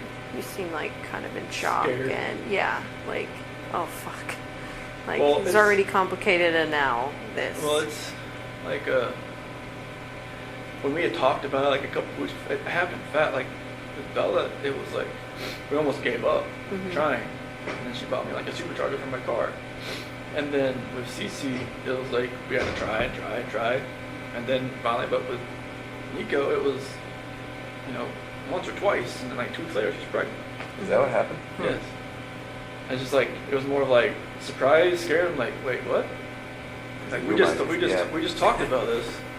Like people have brought up the fact like, oh, she was probably pregnant before. Like you guys even talked about it. I'm just like, it's not. No. Oh. But like it was insanely fast. I give it that. Like that's the only reason I ever gave that notion. Like even the moment of thought, because it was like faster than any other time that she'd gotten pregnant. You just didn't seem happy. Like, you know what I mean? Like, Yeah, I don't remember the video much. I know she was wearing like a "Oops, we did it again" shirt, I think, and I was walking out with my cooler or something. And I don't remember like my actual like reaction, like watching the video, but like I could see her probably see like didn't seem like he was jumping for joy type thing. yeah, it didn't seem like that. Did you watch the one of when I found out about Cece? Oh. No, okay. Is it totally different? Yeah, it was. Yeah. Yeah, it was. Because Bella was in the crib and it had an eviction notice on the. Oh, yeah, I think you crib. told me about it. Yeah, I never saw it though. Yeah, I picked up Bella and spun her around and whatnot. This time it was just me and Shanann, and she was in the kitchen. I don't know, like I don't forget what date it was. Maybe like June 3rd or 5th or 7th. I'm not sure like what date it was in the video, but maybe I already felt guilty about talking to Nikki at work. Yeah. Maybe that was going through my head. Is that the potential timing? Does that make sense? Okay. I don't remember the video, what date the video was, but I knew like I'd kind of met Nikki around like June 1st. I knew like she told me like afterwards. When you say met her, you mean like went on a date with her? No, I never went on a date with her until she was in North Carolina. Oh, okay. Just like flirting stuff. Yeah, I mean, there was natural flirting back and forth, and I was just like, I knew that like with that video timing, I probably just looked like I was like felt guilty for even talking to my girl at work. Well, you probably did, right? Yeah. Did you guys fight before, you and Shanann? I know you talked about like not really raising your voice and stuff. Was there? Because I want to say, didn't a neighbor talk about them fighting and stuff? Yeah, but that was embellished and exaggerated, and he retracted that. Oh, he ended up doing that? that? He retracted that, so. Did you guys ever fight? Did you ever? No, I mean, Was there any domestic violence in your house? Like, No, like we never. this is strange to us to Even have. from her to you, I mean, Yeah. she gets mad when she's pregnant and grabs a knife or No, like I mean, scratches you or smacks you around or nothing? No, she'd never like nothing. Okay. That's what makes all this even more hard to understand from my standpoint, and from yours too. Yeah. Did she ever belittle you at all? Did you ever feel that way, maybe? Was that? Did she ever make you feel like she belittled you, or you felt belittled by her? I mean, there's always points like in a marriage where like the dominant person like takes control of Sure. everything, but like I was just my whole life I just kind of went with the flow. Like I never like put myself in the center of attention. I didn't want to be. Yeah. And I just wanted to be in the back row. Mm-hmm. So I mean, if she did belittle me, I couldn't pick an exact point or time. So you never really felt that way, right? No, I mean, Yeah. I mean, I always knew I was like, the introvert, and she was Right.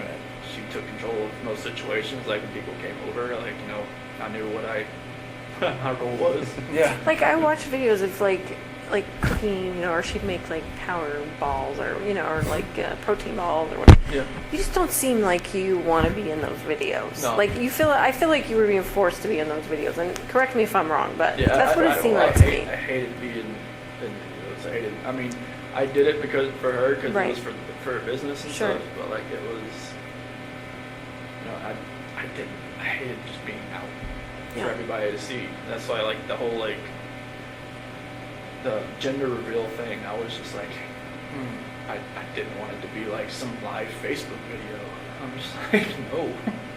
Yeah. But like I never wanted to be out there. Yeah. I know, I'm like, Well, even when she was, because we talk about this a lot, Tammy and I and Dave, even when it was, I think it was Florida on some Lavelle or Thrive thing, and she's like, here we are, and it's all expenses paid, and I was like, I remember looking at you and Republic. thinking, like, he is not into this video right now. No, you don't look into any of the videos, I'll be honest with you. I wouldn't be either. Yeah. That's not me. Yeah, I get it. I'm I mean, not- I remember you talking about, like, she would even post stuff for you. Like, Oh, yeah. because you're technically a salesman, too, of Yeah, I was- Lavelle, of yeah, Thrive. that's 'cause, like she put me underneath her, and that like anything, like any of my friends or stuff, like anything I do would help her. Right. So it was just, I would send her pictures. Like I should take a picture with your patch. I'm like, okay, send it to her, and then she'd make a post about it. She'd eventually, she was like, oh, you need to take more control over like your business and stuff. I'm just like, I don't know what to talk about.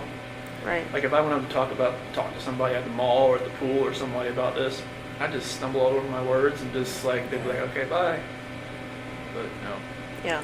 Yeah, I'm not a salesman. I mean, she could sell everything you're wearing back to you. Right. And you wouldn't even know it. Like, wait, I just paid $40 for Right. this shirt, I paid $20 for it? Yeah, those videos were not me.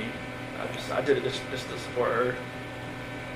Like, and she would always say, oh, Could you tell her no? Could you say, I don't want to be in that video?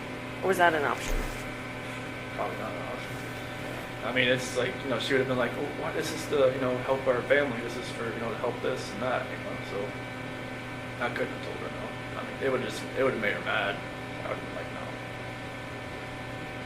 no. I wouldn't really start that just because it's for the business, it's for the family, I was just going to try to help out wherever we can. Right. Did that actually make money? Mm-hmm. So not only just more sales, but it actually put money in your guys' pocket? Mm-hmm. Okay. And she made probably in that last year, probably as much as I did. On commissions, basically? I mean, I know that's a simplified version of it, but... Yep. I mean, it's they don't take taxes out on it, so. Right. So that was like the good thing, and they paid for your car. Mm-hmm. So Did they give you an allowance or something to buy a car? yeah, well, if Or lease it? if you're a certain level, like a 12K or above, they give you a car allowance once a month. I'm not sure how they made money. The owners doing that, but they did. Yeah. Unless there's just like an insane markup on the product, which I guess there is. Probably is, yeah. I'm not sure how much it costs for them to make it. Yeah. Did you feel like a different person wearing those patches? Especially like the Duo, the Burn. I mean, it felt. I mean, like the Apple Watches. Like if you look on it, like when it tells you you're exercising, it says I was exercising like all day because my heart rate was like up Oh. just from those patches. Was it full of caffeine or what? They just have something. They had something in them. I mean, the black label ones, the longer black ones, those had caffeine in them, but it never had that effect. I mean, the Duo Burn ones, the ones that are more of like the fat loss type, it felt like I was working out all day, even though I wasn't. Oh, were you tired?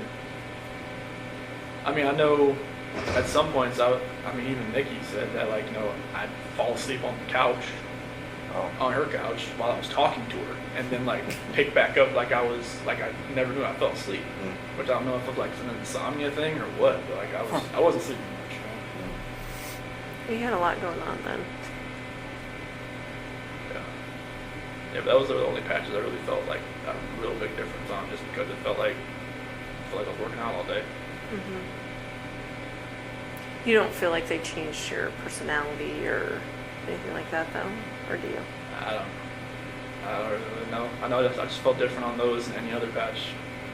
It felt like I could just go longer and longer each day. Mm-hmm. And I'm not sure like if that was probably a bad thing, because I don't think I was probably sleeping more than 3 hours a night. So would you stay when Shanann was gone, would you stay with Nikki and then go home for to get ready for work? Yeah, I just wake up at like 4:30 and go home and get ready for work and leave. And I just work out when I got back home. Mm-hmm. What were the conversations with Nikki as far as at some point you guys were talking about her helping you find an apartment?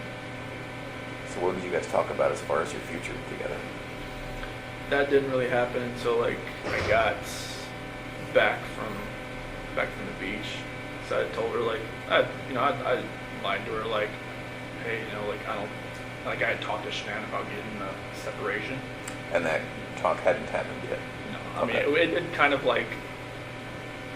She knew something was going on at the beach. I mean, we weren't sleeping in the same room, and then she even mentioned the fact like, hey, Colorado's 50-50 state or something like that. And which I was like, okay, well, I guess she looked it up. But that actual talk hadn't like actually happened. I was just like, I thought it was going to happen. Yeah. And so in conversations with Nikki, and I get it. I mean, you're telling her like the progress toward the divorce is a little bit more than it was. Mm-hmm. And then so what were you guys planning? So it was more of like she was going to help me find an apartment that was affordable. That's kind of just around like Brighton or maybe just close to work, like Fort Lupton or something around there. That's kind of like where my area was. Mm-hmm. Did you talk about moving in with her? She didn't want that. She didn't want that. Would you have done that if she would have been cool with that? I've been a little too soon, I would have thought. There was just, we'd only been really seeing each other like almost like a month or just talking about 2 months. That would have been really. But she called her house, like her apartment, like her, I don't know, like her, kind of like a shield or kind of like her, she had another word for it, but. Like her safe place? Yeah, like a safe place or something like that. And she didn't like, people like to invade it, but that's why she always let me come over, because she said she felt like it was fine, like her dog liked me and everything. Like she would say, hey, you just ship people along here type thing. I'm like, oh, okay. So you and Shanann, did you talk about selling the house? At what point did you? And there was some discussion there with Ann Meadows. She had sent an email to Ann about like how we would go about like selling the house. Yeah. And I think Ann told her about Ann was always about getting pre-approved. Just like, like if you're going to sell your house, get pre-approved for like another house, so it's like, much faster. Yeah, so you can just quickly transition from one to the other. Okay. When did that happen? Remember? I think it was either right before we left. No, that had to have been like first week of August, somewhere around there. I think she may have contacted her. Okay. So the plan was maybe to buy a house. I think you told me in Brighton, you think about buying a house in Brighton. Yeah, just like she liked that Adams 12 school system or something. Yeah. So okay. I think that's what Brighton is. Adams County. So. Yeah. What were you thinking about when you called the school that day, on Monday? I was freaking out. I didn't know, like I was thinking in my head, like what I just did, what I just done, and I didn't know, like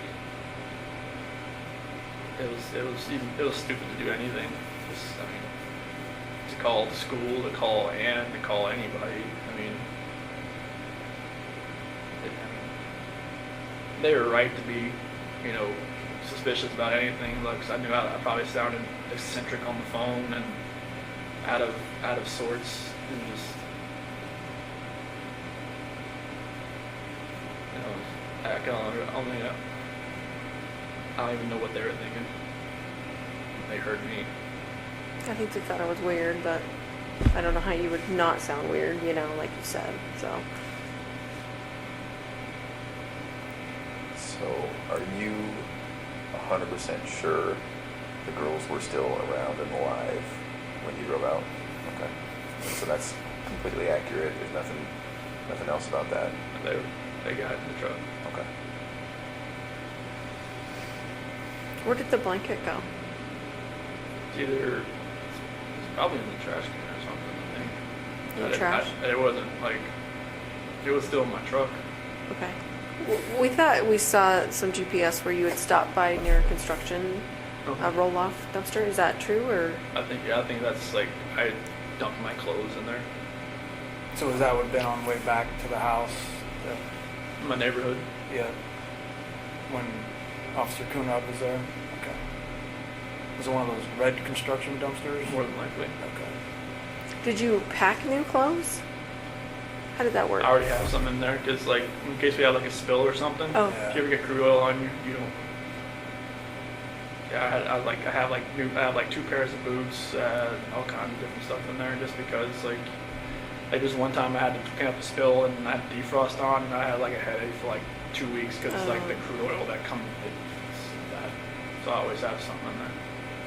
So where did you keep them after you took them off? Like, did you just change out there into your new other clothes? So like I dumped my clothes in that dumpster. But that wasn't that on the way back? When you were coming? Like, you'd already worked the whole day, Yeah. right? I'd work like till like 11 or so. 11. Yeah. So that was back when Nicole Atkinson. Yeah, when she was Yeah, when she at my called. house, hitting the doorbell, that's when I Right. knew someone was at the house. Right. Did you think right then, like, oh fuck, like here we go? Or what were you thinking then? I didn't even know why she was there. I was like, I didn't know, like, maybe she had an appointment or something with Shanann. I didn't know. What did you think, like, that day, like, what you were gonna say?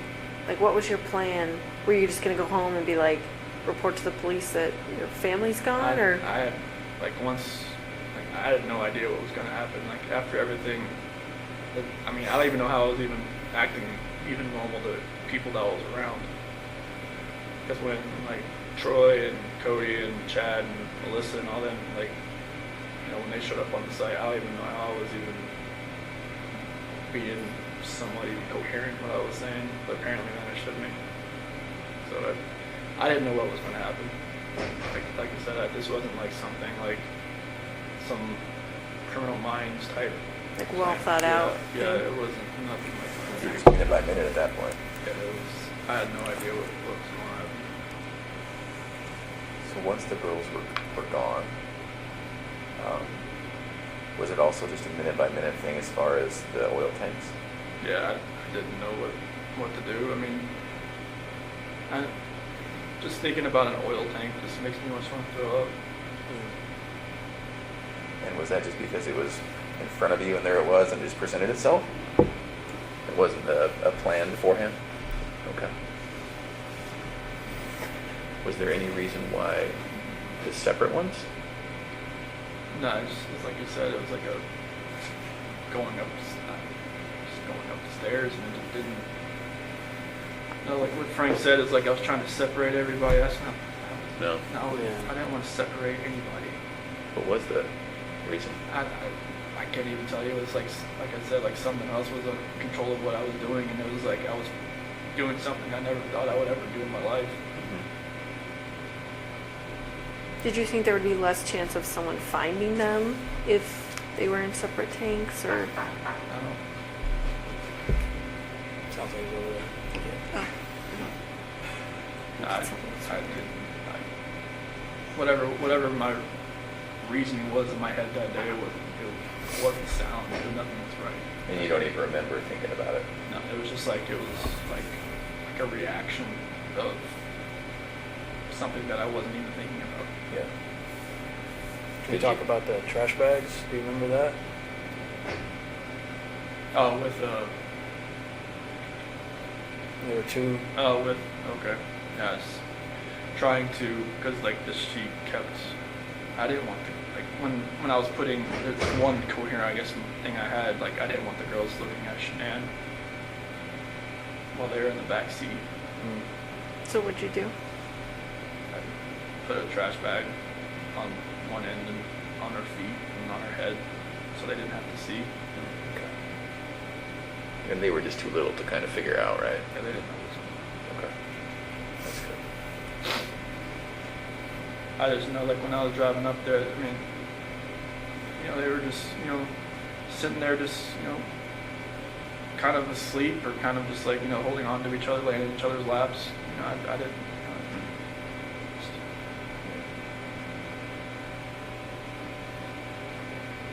Do you remember having any thoughts or thinking about why not just putting them all together with Shanann? Honestly, it was just happening so fast. I had no time to really have a thought that was my own. Okay. But I wasn't like dutifully trying to separate anybody Yeah. passing away, trying to keep anybody separate. And everything, you know, Frank, Sandy, and Frankie said, you know, like I don't hold it against them. I mean, they can hate me for. They have a right to hate me for the rest of their lives. They don't hate They you. don't. In fact, while we're on the subject, I speak with them weekly, and I told them that we were going to come here and then hopefully would speak with us. And they told me to tell you, understandably, they're devastated, but they actually said that they love you. They still love you, and Sandy explained it. You know, he's our son-in-law for 8 years. I can't just turn that off. So they don't hate you. They don't. That's amazing to hear that. Yeah. Well, and I can tell you, Sandy was the one that was most resistant to penalties in this case, and she said that. She told me that from the very beginning. That she didn't want that. It's God's decision. It's not her decision. And then she told me that even then. So it's not just a one-time thing that she has said it to me. It's been over the whole course of the event. So that's probably one of the most honest things someone's ever told me. You know, so it's pretty amazing. You know, faith is. You know, she's obviously a believer. So am I. I get it. So I understand it. You know, so. That's amazing to even hear that. Yeah. Good people. I would have figured they would have hated me for. They don't. I mean, yeah, anybody would think that. I certainly would have, but I have to admit I was surprised, really taken back by that. But they certainly don't. What did they say when they knew you were coming out here? They said they want to know, you know, details because they need closure. And that's really all they want, and they want to keep it private. And I said, well, absolutely. That's, you know, we'll talk to them about what you told us, and just so they can put it past them, you know, because they're having a hard time dealing with it and trying to get past it all. And I think that may help, just to know. Closures, you know. I mean, my parents still think, you know, like I told them I pled guilty for a reason. Right. Right. And like I told it to them when they had that video phone thing in Colorado the day before. Like I pled guilty. Like I plead guilty for a reason. Like I didn't just, you know, I knew other people were watching, so I didn't just go in and like just say anything. But, you know, like they seemed to take it. Like, okay. What And made you do that, Chris? What made you plead guilty? I didn't want anybody else to. I didn't want them to go through this for 2 or 4 years. I didn't want my attorneys to lie for me for 2 to 4 years. Like they would have done anything I told them to do. Sure. That's what they're. I don't see how they can do that. And like, you know, that's what attorneys do. You know, like they take their defendant and they say, like, what happened? Okay, we'll go with that story. Like I told them everything I just told you guys, and it's just like. They got together like, well, if you know, if they ever offered a plea deal, would you ever want to like just plead guilty to them? Like, yeah, I mean, if we can end this, end it. Like I was like in September, I told them that. Really? Yeah, they like, but you know, it was way too early, and the prosecution was still doing their investigating, still grabbing evidence and all kinds of stuff, and that wasn't even really on the table. So I think it was like around Halloween. I think that's when the prosecution went to Frank and Sandy and Frankie's house, and it's talking like, if we can end this, would you be open to that? And that's when, like, you know, like the whole death penalty and everything, all that conversation happened. And I guess they were surprised that it would just be over. Yeah. And We were all in shock. I'm not gonna lie. yeah, that was like. It's like we were going 100 miles an hour, and then we just hit a brick wall. Like, that's what it felt like to all of us. So, I mean, obviously you had more time to Yeah, I mean, contemplate it than yeah, us. I told John and Kate and Sophia and everybody, Amy, okay, if we can just stop this, and like, I know it's, you know, everybody's telling me to fight this, you know, there's no like, there's like, they're about saying there's like not enough evidence to such and this and that. And I'm just like, no, this needs to end. Like, I don't want people to have to, because for Frank and everybody to have to fly back to Colorado every single time and get reminded of this, like, I'm not sure, it's never going to go away, but to actually have to come and talk about it, have other people talk about it, have, you know, all three of you get on the witness stand and say, you know, what they saw, what they've seen, you know, what they heard on tapes and everything like that. It's just like, I don't want people to relive that over and over and over again for years. Like, if I could just end this for everybody, and then, like, if there's any closure at all, they could, you know, it could start then instead of like in 2022. Right. You know, like, you know, and everything just like, 'cause I know it'd only get worse for everybody. So did it have anything to do with you not having the death penalty? No, like, I mean, honestly, like, when I was sitting in that cell, I felt like I should have died. I mean, I was listening to everybody telling me, like, hey, if you do this and this, you can hang yourself in that cell. You could do this and that. They were, like, telling you stuff. Yeah, you could do. you could drown yourself in the toilet if you wanted to fill your toilet bowl up or something like that. It was, they've been there a bunch of times. And, like, you know, at one point, I was listening to them. Mm-hmm. You know, I was just like, you know, I just felt like maybe there's a different purpose for me somewhere. You know, maybe it's here. I don't know. Like, I prayed to God every day that He would move me away from Colorado, like, move me away from, like, the DOC there, because I just knew, like, 'cause they were saying there was a hit on me. They said if I was going to a DOC in Colorado, like, I'd last a week and I'd be dead. Because of, like, the gangs and all that kind of stuff. So, like, I just felt like God moved me here for a reason, and I'll, you know, hopefully I can help people that way. But, like, I didn't want my family, I didn't want Shanann's family, all of our friends, like, you know, having to go through that, because after a while I knew it was like this stuff was everywhere, and I knew, like, all her Thrive friends, everybody, that was just like, it would just broke just that hole in their heart just a little bit bigger every time. I didn't want that. I knew it would have gotten worse. I didn't want it to get any worse than it already was. Did you ever think about, well, you know, it could be very believable, what I told him, it could be very believable that Shanann did, you know, end the girls. And so maybe if I tried to convince people that, maybe if I fought with my attorneys on that, maybe I could lessen it somehow. Did you ever think about that? Honestly, I never even thought about the story until you guys mentioned it. Yeah. Yeah. Okay. I wondered. I never even thought about it until you guys mentioned it. And what did you think about it once it got mentioned? It's just like, I just went with it. I didn't, like, you know, I knew my dad was out there. I knew it was like, you know, I knew they would probably believe it because, you know, my mom and my sister just never really liked Shanann. I knew that, like, you know, I mean, through all this, like, I got letters from some of my friends that even said, you know, when we went to your house, we could see, you know, Shanann was more of a dominant personality and more of like, you know, hey, you know, you're always helping with the kids and everything. Just, you know, you're a great dad and everything. We could see, you know, a couple things that I never saw or, you know, whatnot. And even my best friend Mark even said, you know, there's always, you know, something, you know, I didn't really get with Shanann. I was like, nobody ever told me any of this stuff, but okay. But yeah, it was, I never thought about that story. And, you know, that's what my attorneys were going with.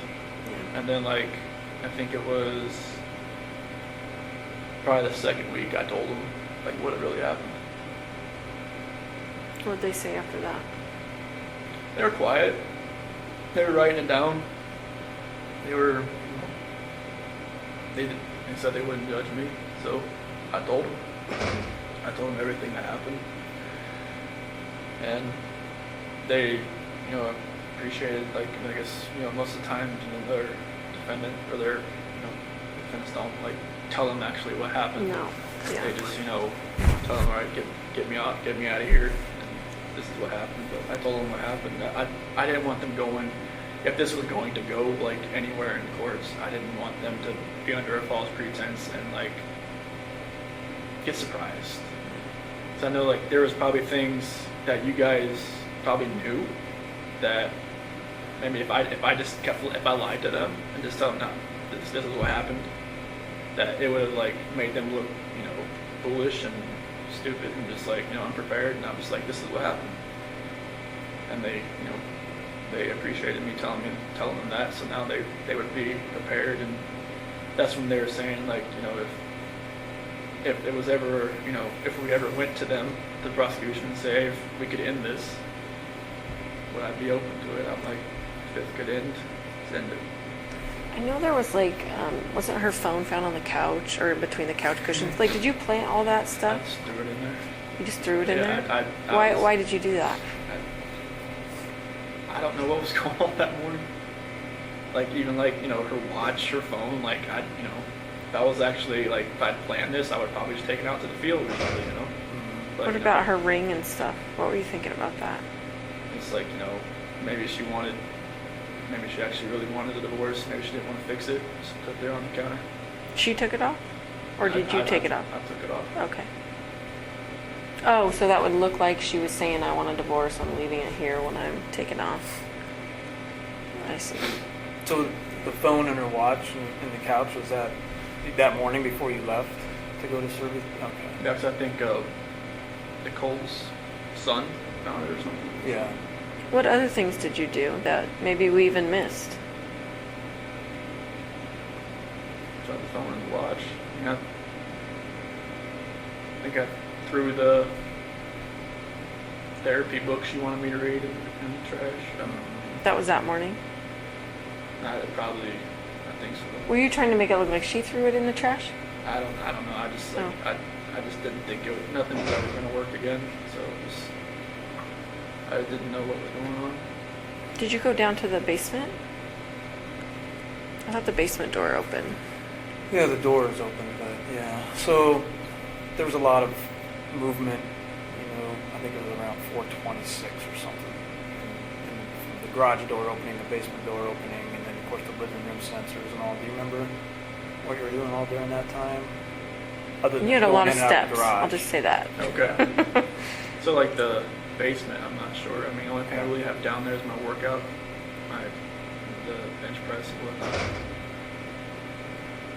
Do you remember going down there for anything or opening that door for anything? Did you think about, well, maybe I'll take her out that way, or is it a walkout basement? No. I wasn't at your house. Okay. No, it's like a garden level basement. So Okay. But no, I don't remember really. I don't think I worked out that morning. Like, were you packing your lunch in the kitchen? Like, did you Oh, have to yeah. do all that normal Yeah. stuff? Yeah. Okay. Yeah, I packed the lunch and everything. Did all that, but I don't remember about the basement. Unless I just worked out that morning, I just don't remember. I don't think I did. So one of the more, Unless there was a trash bag down there at that time. I don't know. Yeah, you got trash bags from there. Maybe there wasn't any in the garage, and I went down there and got one. Do you normally carry a roll of trash bags in your truck? No. So there was a roll in your truck. There was? Yeah. Maybe I just grabbed it and brought it with me then. That would have been kept in the basement, maybe? Or Basement or the garage. or the garage. I'm sorry, what were you saying, Graham? one of the more kind of poignant or tender moments in all of this was seeing you with your dad when he came in. What was it like when you picked him up at the airport? It was very strange. It was kind of like I almost knew this was probably the last time I'd ever see him on the outside. In my head, I knew that. Yeah. What'd you guys talk about? Honestly, like, he just wanted to talk about sports. He just wanted, he just, like, he's always the kind of, like, distance himself from, like a problem type thing. Like, when, like, if there was ever an issue or anything like that, he always want to talk about, like, just bring up, like, when I would try to get him to quit smoking, like, all the time. Like, that's after, like, I graduated high school and whatnot, he would... Are you talking about cigarettes? Yeah. Okay. And he would always, like, just change stuff. He'd be like, oh, you never happened in the race? Football? Just something. I mean, he just never wanted, like, he said, okay, oh, yeah, I'll get to it. And he just, boom, something else. And, I just kind of felt like it was kind of like that, like he asked like a few questions, like, do you know where they're at? And do you think, think you know where they're at or anything like that? And I just, told them no. And then like, start talking about, just want to talk about sports and just like normal things. And just kind of, I'm not sure if he maybe knew anything, maybe he kind of figured out something maybe happened and just wanted to talk to me as his son. Is it possible he saw that you were in a stressful situation and wanted to do what he always did, make Yeah. things comfortable? I think that was a good way to put it. I bet you picked up a lot of that from him. Yeah, because stressful situations, like the gray hair didn't show it, but like I try not to be in stress. But it's like I worked on cars. There was a lot of stress because it's always it's on commission. You get paid what you do, not by showing up. So then Anadarko was a little less stressful because I got paid just to be there. But, Was your dad's marriage like yours and Shanann's marriage, as far as like your dad was the more passive one and your mom was the more my mom dominant? was always the more aggressive one. Was she like Shanann in a way? I mean, were you attracted to Shanann because she was kind of like how your mom and dad's relationship was, or? It was like, it almost mirrored like her mom and dad's relationship, honestly, because her dad's like my dad. Because they're both like kind of calm, cool, collected. I could see that, yeah. And her mom is very, Sandy rules that roost. Oh yeah. yeah, very. And it's just like, I kind of related it to that. Because like, her mom always said like, she always told Shanann that she would marry somebody that was kind of like her dad. And I felt like I was kind of like her dad. I wasn't like, I couldn't build a lot of things he could, but, our personalities were kind of like, I was always, I think he really liked me the first time he met me because, like, I was helping Shanann with this, she had got this car from the dealership that she worked at, and she was driving around and it felt like, the wheel was about to fall off. And I pulled over where her dad was, and I got underneath it, jacked it up, and I was like, trying to fix everything. He's saying like any other guy she'd ever dated would have just like stood by and watched me do it. And so I think that's when he really like kind of like me. Took to you. It was just like I was always wanting to help people, not to hurt anybody. Well, and you helped her all through her lupus, and you're at the colonoscopy, and you're jacking up the car. And Yeah, anytime she had an issue with like Carter at the 30 South Customs, and like I would just go out to work, see what I could do with it. I would just do whatever I could to help. yeah. Well, and I think one of the reasons Frank and Sandy work so well is because Frank let Sandy be Sandy. Yeah. And they probably both saw in you that you let Shanann be Shanann. Yeah, I just like I didn't try to change her. Right. Like I just let her be who she is. Yeah. She's like she's gung ho. She's she knows what she wants. She's gonna go get it. Yeah. And I didn't say, hey, you can't do that. And that's what her first husband did. Yeah. He controlled everything. He tried to be Sandy, and it didn't work. And she turned into almost like me. She was like, she just kind of like played back and just kind of like let him do what he was doing. And then I think she learned after that she could just be herself. And then with me, she could definitely be herself. Yeah. So that's how it worked. So do you think your dad had any inkling? Because I'm trying to remember the timing. He showed up when you were still walking around. You weren't in any trouble yet when Ronnie came in. Yeah, I had met with Dude the night before, for like 3 or 4 hours. And then I was at Nick and Amanda's house. Okay. We met there, and that's when I went to go pick him up. Okay. And you picked him up. It was early that morning, right? He was like 10:30, I think, when his flight came in. Okay. And then so from there, you guys probably drove home and then to the police station. Yep. And the talks there were no type of confession from you. Okay. No, it was like he was just gonna wait. Okay. I told him like if you're hungry, there's like that barbecue joint down the street, Yeah. and like it's good. And just, he told me he never left. He didn't. I wasn't lying. Yeah. He was faithful. He was. Yeah, I don't know how he lasted that long without food.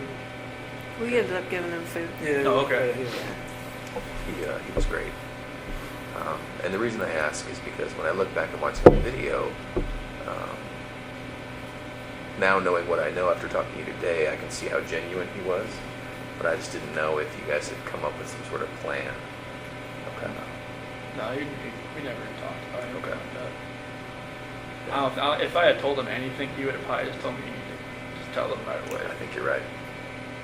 Like, he would have still loved me either way, but he would have told me, you need to tell Yeah. them, like, right now. Yeah. Like, you don't need, I mean, I didn't think I was going to be there for 14 or however long it was, like 10 hours, however long I was there that day. You were there a long time. Yeah, but it was, he would have told me just to say, just to tell you. Yeah. Did you know walking in there that you were going to tell us? Or did you think, I didn't, I mean, I knew there was a reason you brought me back in. I know, well, for the, what'd you think about the polygraph? that was horrible. Why did you I say don't- that? I don't know how you do that. Why did you say that? Because Tammy's a torturer. I'm not. No, like, I mean, Tell you, me. you answered, you asked me questions for like, 3 or 4 hours beforehand, and then you do the polygraph, and it's like you just break down somebody's brain to where, like, Too it's like much or what? Too much. Jello, and it's just like, I know it's, you guys have a job, and you have a plan, and that's what you executed it. She's thorough, right? There's just No. there's Yeah. no way to get out of there without the truth.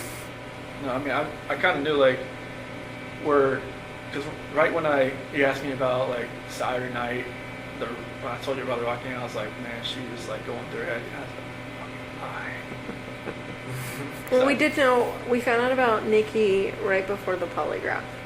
I figured that out after with meeting with John and everybody that Yeah. she had met with somebody from the CBI, like on the 14th or the 15th. I was just like, wait, they were talking. Oh, okay. So you already knew. So, but I mean, I didn't know how extensive it was, but yes, we knew. yeah, about that. I mean, walking in there that day, just walking into that room, I knew I wasn't walking out. Yeah, Just the feeling I had walking in that room. yeah. Just seeing all, I mean, I don't remember if the polygraph stuff was already in there. I think it was. It but, was, yeah.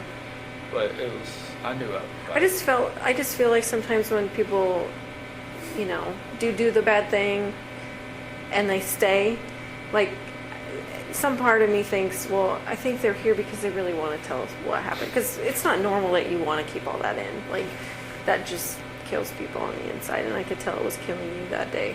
Yeah, I mean, it was just like that. The 13th when I slept in the house, it didn't nothing. I don't think I slept maybe like 2 hours because I just finally just got so tired I just fell asleep. I had every light on. Nothing felt right. What were you thinking about during your media interviews? I didn't want to do it. Why did you do it? Did you feel like you had to do it? I felt like, they would have just kept knocking on my door until I answered it. And like, I didn't even set it up, but Nicole Atkinson set it up. She told me, hey, Fox Is is she gonna, the one who set it up? she said Fox is going to be at your house at 10:30. I'm like, what? Like, okay. And I think I even called you about it. Like, what do you recommend that I do? And he's like, it's kind of up to you. I'm like, okay. And I called one of her friends. What should I do? And she said I probably wouldn't do it, but I just felt like I don't even want to know what I said, what I looked like on there, because I knew it. Some people said it just made it look even worse after the fact, but It didn't look good. I mean, obviously we can't say, oh, we knew right then he was lying, but I think we all watched it together and went, this might be bad. yeah, I mean, I had that feeling after I watched it. So I could kind of see it in your face. it's like I was just lying to more and more people, and it was just like Do you have internet access here? no. Say don't get into that trap of putting in watching What all trap? that. Oh. The social media trap and all that. No, It's they don't. ridiculous. They don't let you have social media here. Like, I think some of the GP guys are getting like these little like tablets or something that are like the size of like a older iPhone or something. But I think they can use like email. But I'm not sure about like social media. No, definitely no social media. But like, I'm not sure about internet or not. But this place is kind of like a dead zone pie for phones, anyways. I would think. I don't know, we're getting service, which is weird. Yeah. I didn't think we would. We are here. Yeah, right in this room. Maybe this is kind of like a hub of Yeah. computers. Yeah, that's This true. is the spot. Yeah, computer room. You would hope they'd have some. Did you talk to Nikki afterwards? After all this happened? On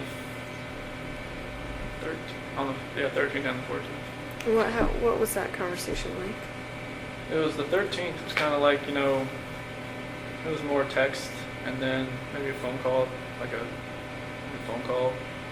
And then she thought maybe Shanann like took off with the kids, like just, you know, because I was telling her I didn't know where they were and all that. And then the 14th, she kind of like, I think she kind of thought something may have happened because they hadn't come back. Why do you say that she might have thought that? Her, you know, she kept asking me like some weird questions. Like she kept asking like questions that only I would know, but she was testing to see if like it was actually me on the phone. Like What do you mean? Like she would ask like, you know, like what's my dog's name, or like what do I like, what yoga studio do I go to, or something like that. And just like, like I just answer like I'm, and then like another thing like I'm not sure if this is you. I'm just like, okay.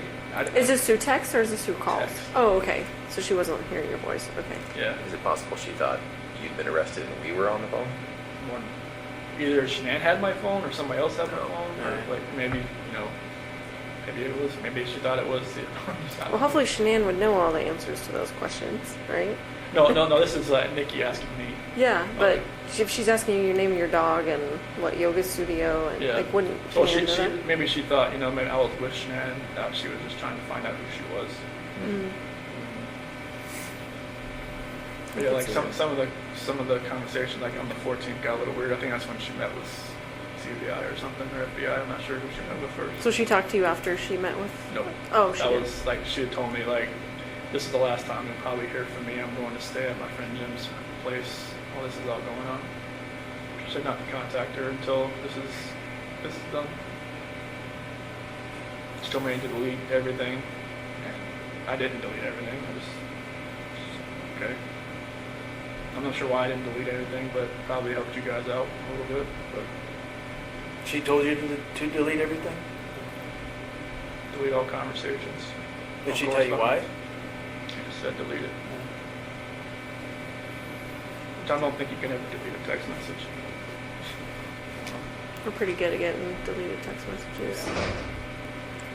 Did when your dad came in, one of the first things you guys talked about, he said, you know, kind of quietly, I cheated on her, I cheated on Shanann or something.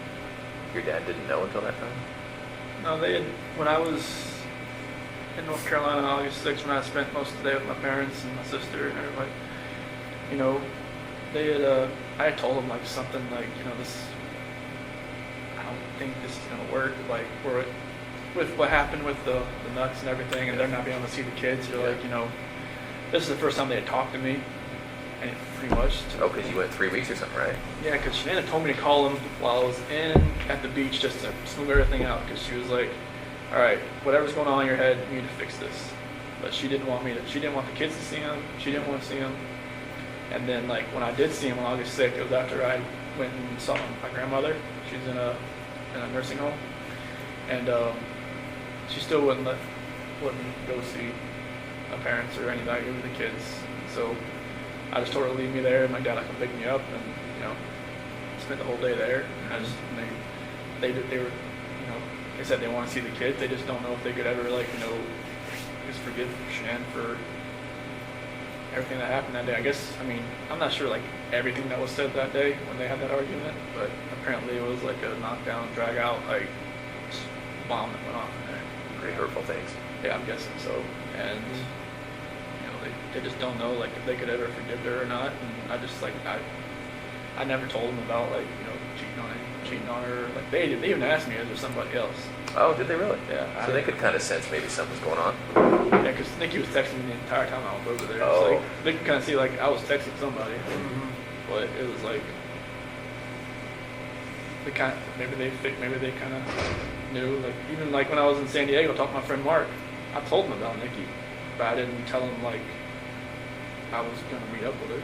Okay. I told him that, you know, I was trying to like, I should have just told him right then. Maybe that would have helped me. I know maybe he had an instance where there was some girl coming after him, and she was engaged, and he ended up getting with her, and then they were together, and then she cheated on him. Is this before he was married or during? It was after. Okay. But like he could have, helped me, but I just, I never told him the whole thing. That, it was a lot further along than I wanted it to be. That's interesting to think about, right? Because your dad could have given you some good advice. Yeah, everybody. Now this is my friend Mark. Oh, Not I'm my sorry. dad. Okay. Yeah. When I was in San Diego. Oh, I gotcha. So you think you told Mark about that, hoping that he maybe questioned you about it, or? Well, I was, because Mark, my best friend. I grew up with him since I was like 8, 9 years old. Yeah. So like, he had been married before, and it didn't work out. I guess they were stationed together or something, like over in Korea. And I should have just kind of just came out with like the whole story, like I just told him there was this girl at work that I've been talking to, but I'm just distancing myself from her. Yeah. But that wasn't the case. Yeah. I was just letting it exponentially get worse. Right. And if I had told him like, hey, Yeah. he would have been like, whoa, man, like, all right, take a step back and look, Yeah. Right. and like don't like fall into that trap, being you're gonna be alone for 5 weeks.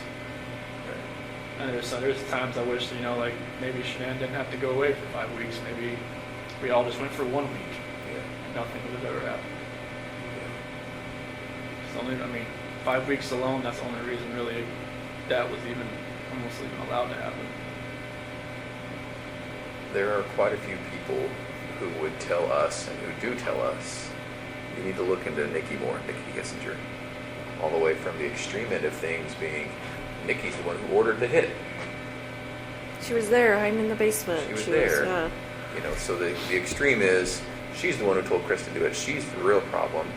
All the way, that's the extreme side, and then all the way to, well, there were these texts where she was infatuated, she was in love, she was saying how good Chris was in the sack, and maybe we should look at her more. What would you say to those people? Like, she had her moments where I had to talk her like off a ledge kind of deal. What does that mean? It's like, I guess after the fact, there was like videos of her that she was like recording herself because she's like bipolar or something. I never knew that. But it's like, and she would get worked up about nothing. She would just like, she came to my house once because I think it was like July 4th. I didn't have to work that day. So I didn't like get up at like, 4 o'clock and go home. Mm-hmm. And Shanann called me like 10 times in a row. And I didn't hear it because I was sleeping. And I was just like, and she was pissed. Shanann was pissed. And like I called her on outside, like, where are you at? Like, what? I was like, I didn't have to work today. It's like, you called me at like 5:30. It's like, well, kids want to talk to you at 7:30. I'm like I was sleeping. She's like, she just like, screw you, like, like I don't know where you're at. And I went back inside. Told me I gotta go. And she was just like, okay, are you coming back? I'm like, probably not. So wait a minute, you kind of lost me there. Were you at Nikki's place when Yeah. Shanann called you? Yeah. Okay, and so you were sleeping in her bed. Yeah, because I wasn't going to work that day because I gotcha. I didn't have to that day. Okay. Okay. The first holiday I ever had off, and Shanann was pissed, and it kind of pissed Nikki off too that I left. But I think that's when I called Nikki later, and she was like, she kind of realized that she'd always be like the second. She said second fiddle. Sure. And because that's how I probably would come back that day. Just, I don't want to be anywhere else when Shanann calls. She was already pissed. So it was stuff like that where she would she would go. She said she would go on like websites and look at like, will a relationship work with somebody? Like, will a mistress work? Will a mistress turn into a relationship? That's what Nikki was looking at? Yeah. She would tell you that, or you She heard told that? me that. Okay. Yeah, she said that she would go on websites and look at stuff like that. I was like, why do you even look at stuff like that? She's like, I just want to see what other people have experienced. But so that confuses me though, because I thought earlier you were saying she thought you were heading toward a divorce. So why was she looking at herself as a mistress? This was later on. Oh. Like, okay. in August, like Okay. first week of August, when I told her like, I had to have that talk with her about separation. Uh-huh. That's when like she started looking at like apartments and stuff. But like during our July relationship type thing there, Oh, I see. that's when she was looking up like, will it actually work? Okay. And she told her friend Brittany about it, I guess, and Brittany told her not to do it, but she said she already made her decision. Okay. And so, are those people absolutely wrong about Nikki? She wasn't asking you to get rid of your family? No. Are you sure? Yeah, I'm sure. Okay. And no part of any of this was because she put it in your head or asked you to, or? No, she never, I mean, this whole relationship contributed to it. Sure. But she didn't Okay. want me to. I mean, was it ever like, I wish you didn't have kids, I want to have, kids of my own with you, like? She never knew if she wanted to have kids, but she said that, at one point she said, I'd like to give you a son. Did she know that Shanann was pregnant with a boy? No. Did she know Shanann was pregnant? No. And why is that? You just didn't tell her? I didn't tell her. Because we had met. But Shanann put that on Facebook. That's Like, how did why- she not see I that? don't know. Maybe she did, and she just was waiting for me to tell her, or she put it out of her head. Can I ask you a question? A lot of people think you named Niko after Nikki. So what was that? Niko was actually a name that Shanann liked. Okay. Shanann thought of that one? Yeah, I wanted to spell it like N-E-K-O. I thought it was like Niko that way. Mm-hmm. But she said N-I-C-O, and I thought it was like something like Niko or something. Okay. Because Niko is more of like an Italian name. Italian, yeah. So, and like Lee for, my middle name and my dad's and all that. But like Niko is like, that's a name that she always liked. Okay. Did she name all the kids? Did she name Bella and Celeste? Yeah, Bella, because Italian means beautiful. Marie, mom's middle name. Celeste is her grandmother's name. Catherine's Shannon's middle name. Did you have any input in their names? I just told them I liked them. I was like, if we had a third child, I was gonna, maybe we could have like Lee in the middle name, but I knew like the girls' names. It was, I love those names, so I was like, that's cool. Mm-hmm. Especially like with the, you have little nicknames for them, like Belle and Belladine and Cece, obviously. So it's good, but yeah, Niko was. Okay. Can we go back to the house on the 13th? So, at one point, right when you got back there, Coonrod was there, Officer Coonrod, and Nicole was there. Mm-hmm. And then you went in the house in there for about a minute or so before you let everybody in. Remember what you were doing in there at that time?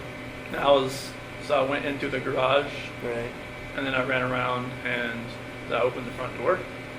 Yeah. Opened the front door did everybody come in through the garage or the front door?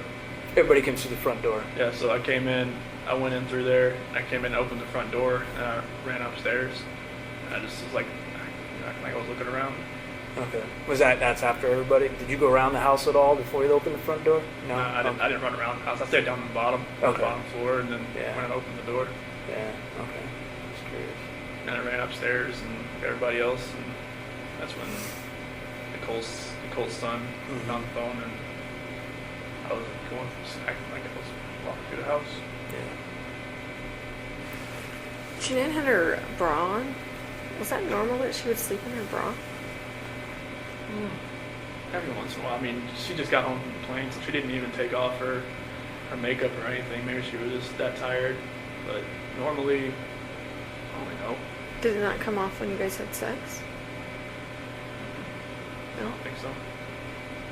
Sometimes she just, she keeps her shirt on and she doesn't want me to do anything. Just like, she wants what she wants. She knew what she wanted. That's what she wanted. Was it just missionary sex? Yep. And when her final resting place, was that just naturally what she was wearing? You didn't change her or anything like that? Okay.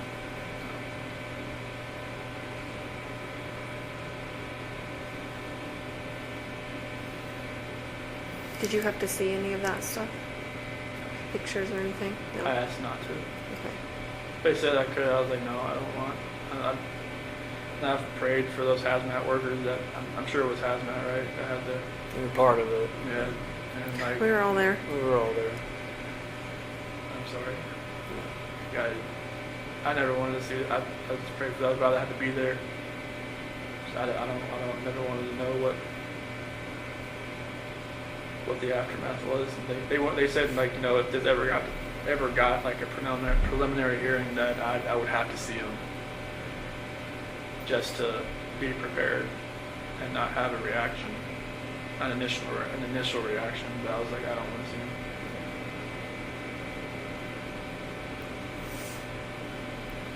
Do you feel like your lawyers were fair to you?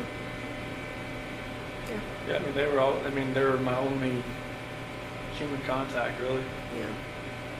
So they're kind of like, almost like a guidance counselor, almost. Yeah. Did you feel like you were driving the bus, though? With your decisions you made, Yeah, I or mean, no? I was like, there was a lot of things I didn't really know what was going on behind the scenes. Like, Sure. maybe there was a lot of things they never told me. Like, like stuff that came out like afterwards, like the whole Nikki Kessinger article in the Denver Post and all that kind of stuff. They told me like afterwards and everything, but it was.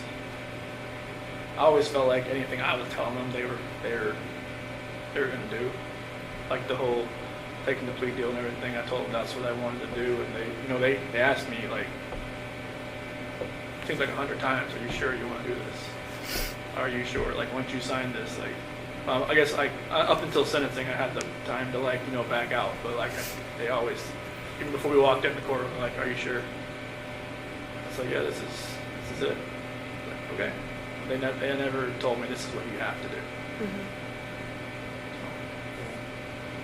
They always just said, "This is your decision. Like if you want to take this farther, we're And John said he was ready. He had all kinds of motions written, and all kinds of stuff that were like really creative, and because he'd never been in something like this before, and he was ready to fight. And I was just like, I didn't want you to have to do that.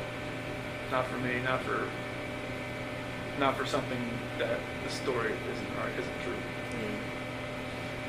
Because it would just only gotten worse Right. for everybody, for all three of you, for everybody that was involved in it. Are you still glad you did? Yeah, I mean, I never thought I'd be in prison the rest of my life, but like I don't want people to have to keep going through this every day of their lives, knowing that there's a trial hanging over their head, or I mean, if it ever got that far, I don't know. Yeah. But like, I didn't want people to have to relive it every day. Yeah. Did they have to ever see the pictures? Wait, say that Did again? they have to ever see the pictures? Frank and Sandy and all that? No, they never saw it. They saw some things. They didn't see anything of that. Okay. Yeah, we shielded that from them. That's one thing. I just didn't want them to have to see anything or hear anybody talk about anything or any part of it. Or like, anybody bashed their daughter, like anybody to ruin, like, to hear what, some of my friends had a negative, impact on her, from her, or like had a description of her that didn't match, something like that. I didn't want them to hear that either. Like, I didn't want them, like, anybody have to trash her memory. Like, I wanted like them to know, like, she's loving life, she's beautiful, she always helped everybody else, all of her friends, her Lucas friends, everybody. I just wanted, I didn't want anybody to take away from what she did. We tried to get you to say that night. I know, but do you remember that? I remember. I was just like, I know you obviously weren't ready to say that then. I know. It's like, like after my dad left, we both came in like, all right, we got most of the story. Let's get to the true story. I'm just like, I just wanted to bang my head against the table. Well, in the end, I think you did the right thing. And even though it's hard to hear, there's a lot of people who thank you for what you did. I think your whole life has been thinking of others, except for one brief moment. I think you really did think of others when you made that choice. So I personally thank you, right? Because it would have been hard for the three of us to go through about this hard, and for everyone else about that hard, right? Yeah, it was anybody that was family or friends. Right. It would have been, just exponentially harder for everybody. Yeah. I think you did the right thing. So you haven't told your parents what happened? You just told them I'm pleading guilty for a reason? Yeah, I've told them like on the phone, even because they're still. I don't know, You should fight it. You should get. They've got letters from like Australia, from England. I mean, of like the 35C in Colorado and stuff, like improper counsel or something like that. Ineffective counsel. Ineffective counsel, and I mean some of the stuff they've they said about, the dry patch, how it's not like FDA approved, how it can alter somebody's mind, like, something.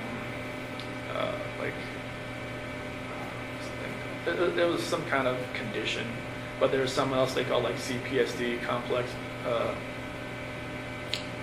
post-traumatic stress disorder, or something like that. Have been like, some people from England have had it. It's like they've been in an emotionally abusive relationship and stuff like that. I mean, just like, some of those subjects they put in there, like, yeah, I can relate to it, but like it doesn't make up for the fact what happened. But like they've got a lot of support they've got a lot of hate mail, a lot of phone calls, a lot of like stuff like that. I wish they never happened, but they get some support, which is good. But on the phone, they still think there's a chance that I could get out. Yeah. I mean, you don't want to ever think your kid's going away forever. Like, yeah, you don't want to fathom that. They tell me to fight it, like, they don't, not every day, but on their bad days, they'll get a bad message or a bad letter, and then I'll just revert back. Is that more your mom or your dad? My mom, she loses it a lot. Yeah. On the phone, my dad's usually trying to, like, hey, don't talk about this stuff on the phone with him. Because it's just gonna rile you up, and it's gonna make him go back to his cell, and he's gonna think about that all night. Right. And that happens a lot. Yeah. Would you ever want them to know what you're telling us today? I'd rather just tell them myself. Yeah. So they're coming. I think they're gonna try to make a visit in like May or so. So they don't. Do they still think that Shanann killed the girls?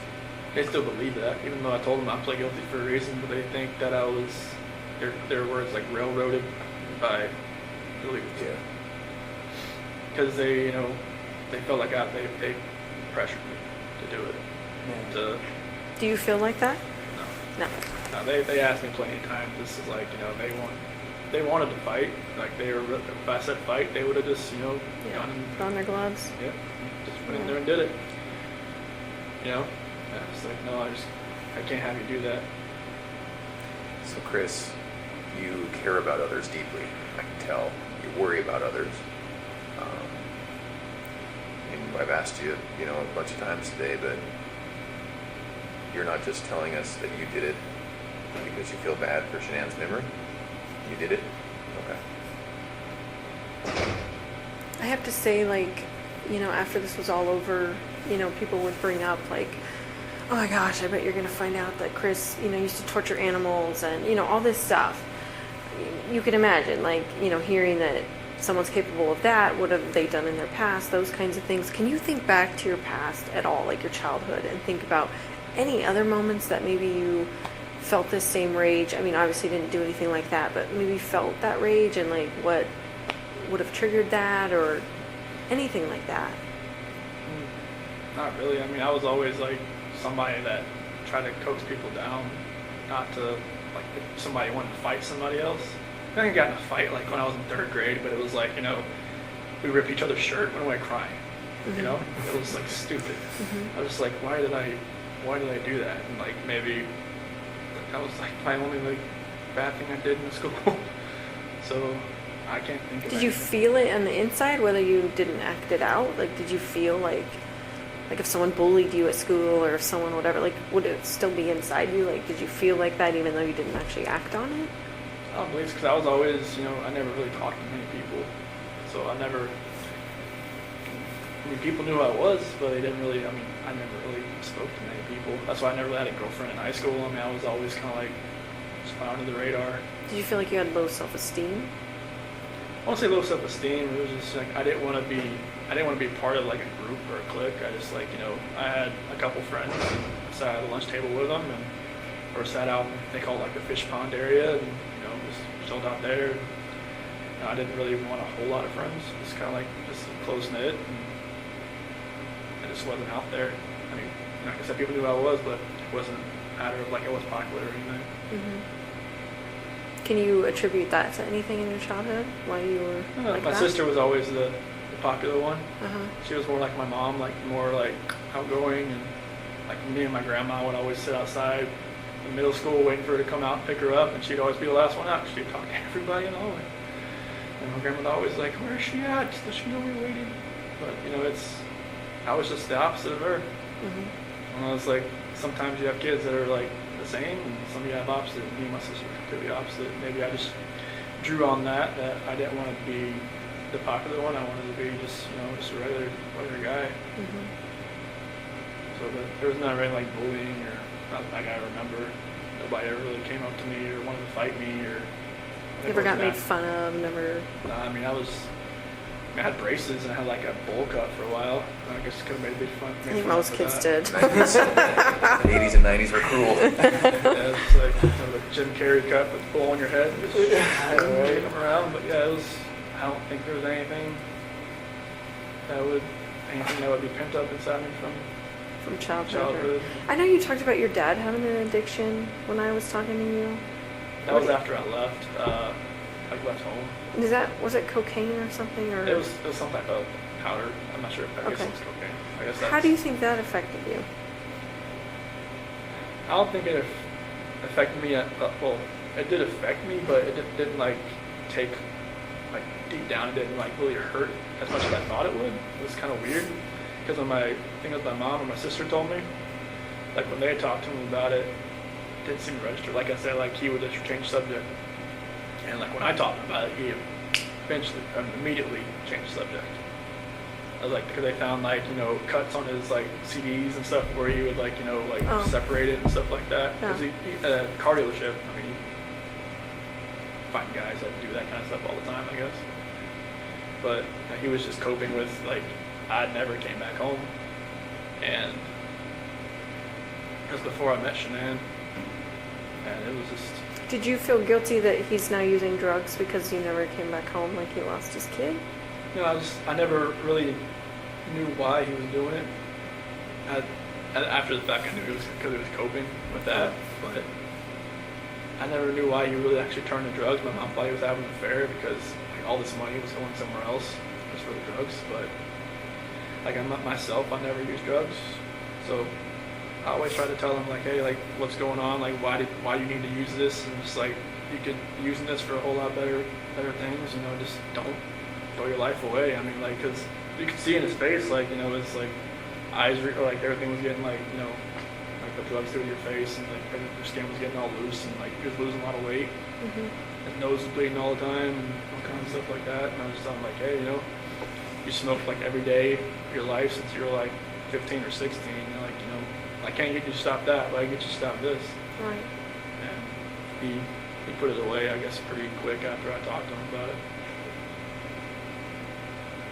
Do you think you were closer to your dad than your mom? Mm-hmm. Yeah.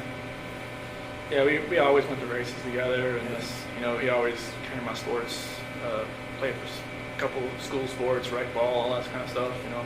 Yeah. My mom would come too sometimes, and my dad was always there. Always there. Yeah. Even if I wasn't playing, he'd just come there just in case I can't win in there. Oh. So that's cool. Yeah. Well, I wondered if they hadn't visited because they weren't ready to visit, or if it was a money thing, or you know, like Visit here getting the or- time off. No, no. Yeah, you. Like, Visit here? Yeah, visit here. Well, I just told him like, well, we can't drive in the snow, so it's kind of Oh. like, you know, I don't want. It's These just- roads are bad. Yeah, it's I think it's like an hour from either Madison Airport, whichever Yep. way it is. I told him like wait till springtime. Good advice. Yeah. It's pretty brutal. It was yesterday. Do they have money to get here? They sold my toolbox to get some money to come out here. Okay. So yeah, so they'll come out here and like they said April, but I was like, you know, just maybe push it till June. They said they can sometimes have a blizzard out here in April sometimes too. Yeah, Like the late spring blizzard, yeah. so lake effect stuff is crazy. Yeah. Mhm. And how are you doing mentally? I mean, the first time I didn't know I was coming here. Obviously, I mean, when I was at DRDC, like They swooped you up, didn't they? I was there a week. Like the first day I got there, they put me through the ringer. Like I had like 11 tests to do, like mental tests, like reading, math, all kinds of stuff, just to see where my IQ was. And then I just sat there the rest of the week. And then Sunday came along, and after dinner they said, "All right, strip down and put this on." I'm like, okay. And then walked outside and put me in the van. And it's like, good. I had no idea what was going on. And then we stopped in Sterling, which really freaked me out. I was just like, I don't want to do this, because I heard so many horror stories about that place. And they just stopped to use the bathroom, and then we kept going. In the prison? Do they use the bathroom at the prison? Yeah, it was like at the watchtower outside. Oh. And we went into Nebraska, sheriff's office there, and then another sheriff's office in Iowa. Used the bathroom, eat breakfast, and then got here. I asked him, I only talked to him once. I'm like, can you tell me, like, where we're going? Like, just to Destination State? He was like, I don't know. So it was like one of those, like, transport vans, like, where it was, like, had just the middle where I was sitting there, and I could see out the window, and I could see, like, they would put in an address each time. Like, they had, like, 4 sets of addresses to each one they had to go to. They just would never tell me where we were going to end up. What did they say your IQ was? I was like 140, 135 or something like that. Is that high? I don't even know what. That's good. That's above average. Yeah. Yeah, it was tipping back to high school for real. I'm like, Trained in parts of the city on all that stuff.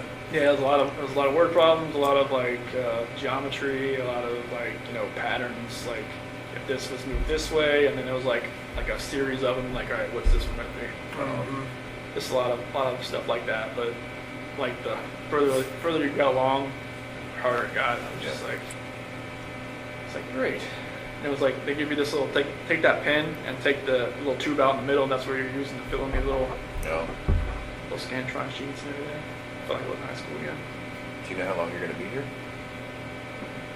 Neither do I, by the way.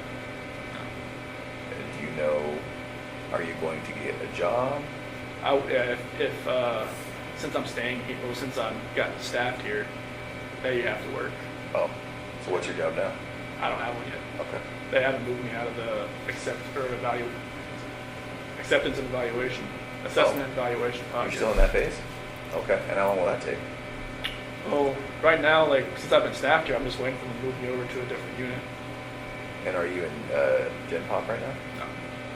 No, I'm in a unit. There's like 11 or 12 of us on there. There was like 22 when I first got there, but they've been transferred to the other prisons around Wisconsin. And what are the other guys like? They're fine. Like the first time, like I sat out and ate like a breakfast or lunch one, I was scared. Are you nervous, scared? Yeah, I was just like, this hasn't happened. Like, since this never happened. Yeah. Like I said, they locked the hallways down when I got moved to Colorado. Yeah, well, I've heard that. Yeah.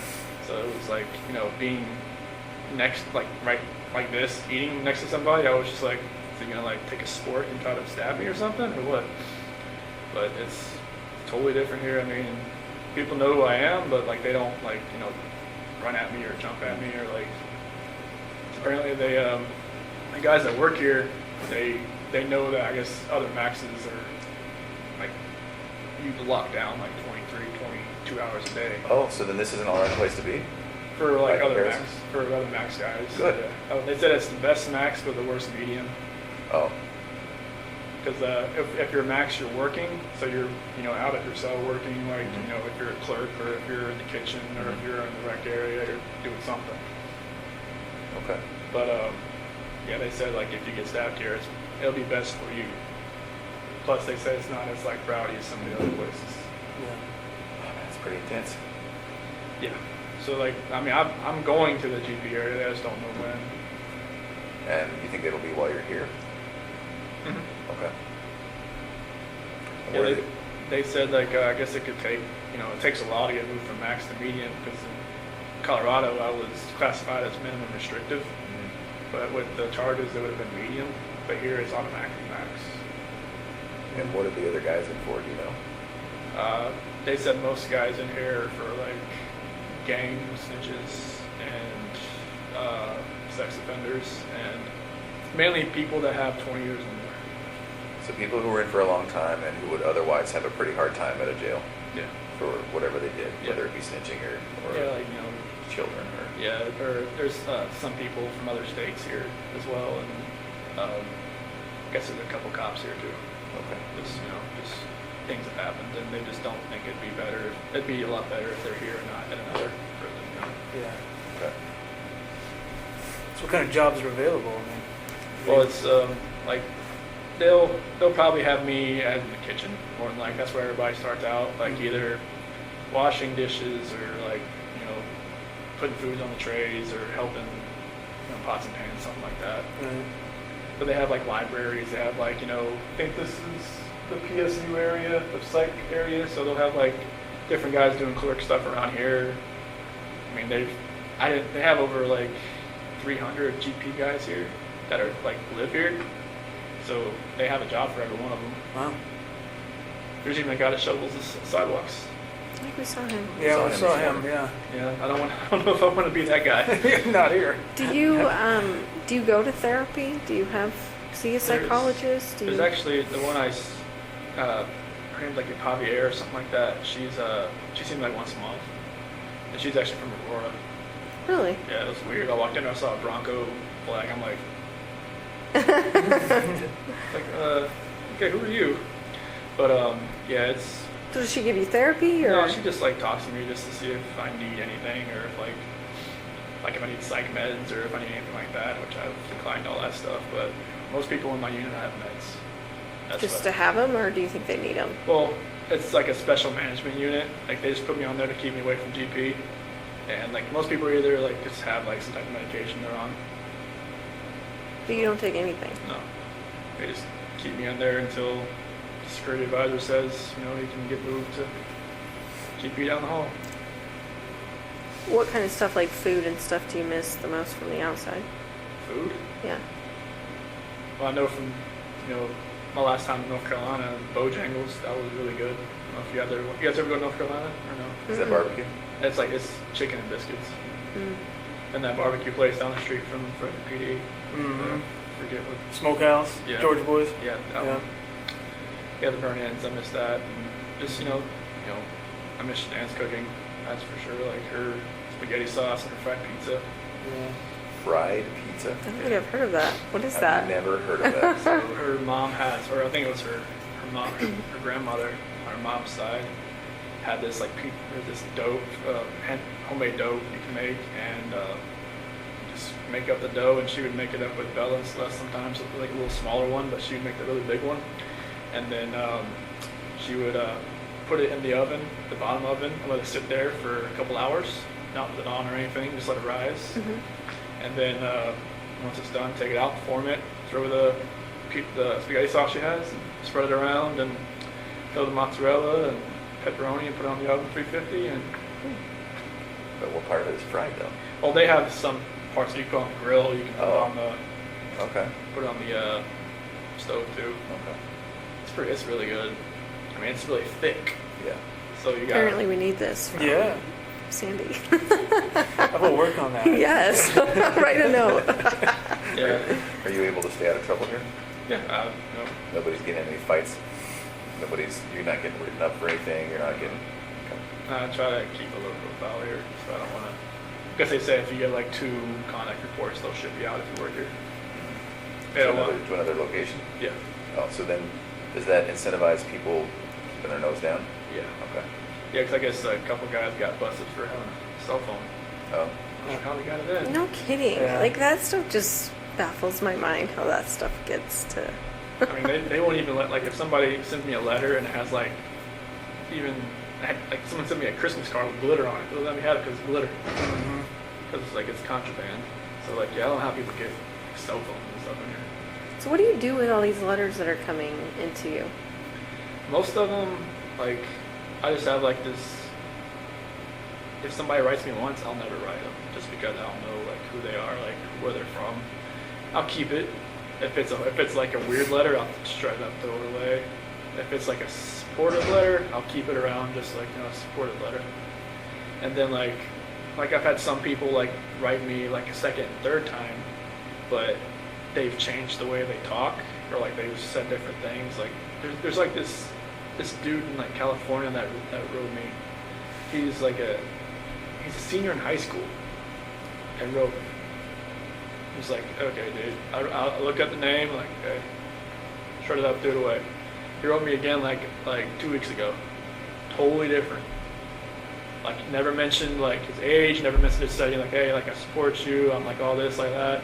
If I didn't recognize his name, I would have known like he was just an 18-year-old kid, senior, trying to just like probably just get information, trying to, you know, because there's been like journalists and like other people like you could kind of tell like they ask a lot of questions, but I tried to like take into effect who's writing me and like just not to respond. Like I've responded to a few people just because like either my parents have talked to them on the outside, and then I kind of know, okay, it's a real person. Oh.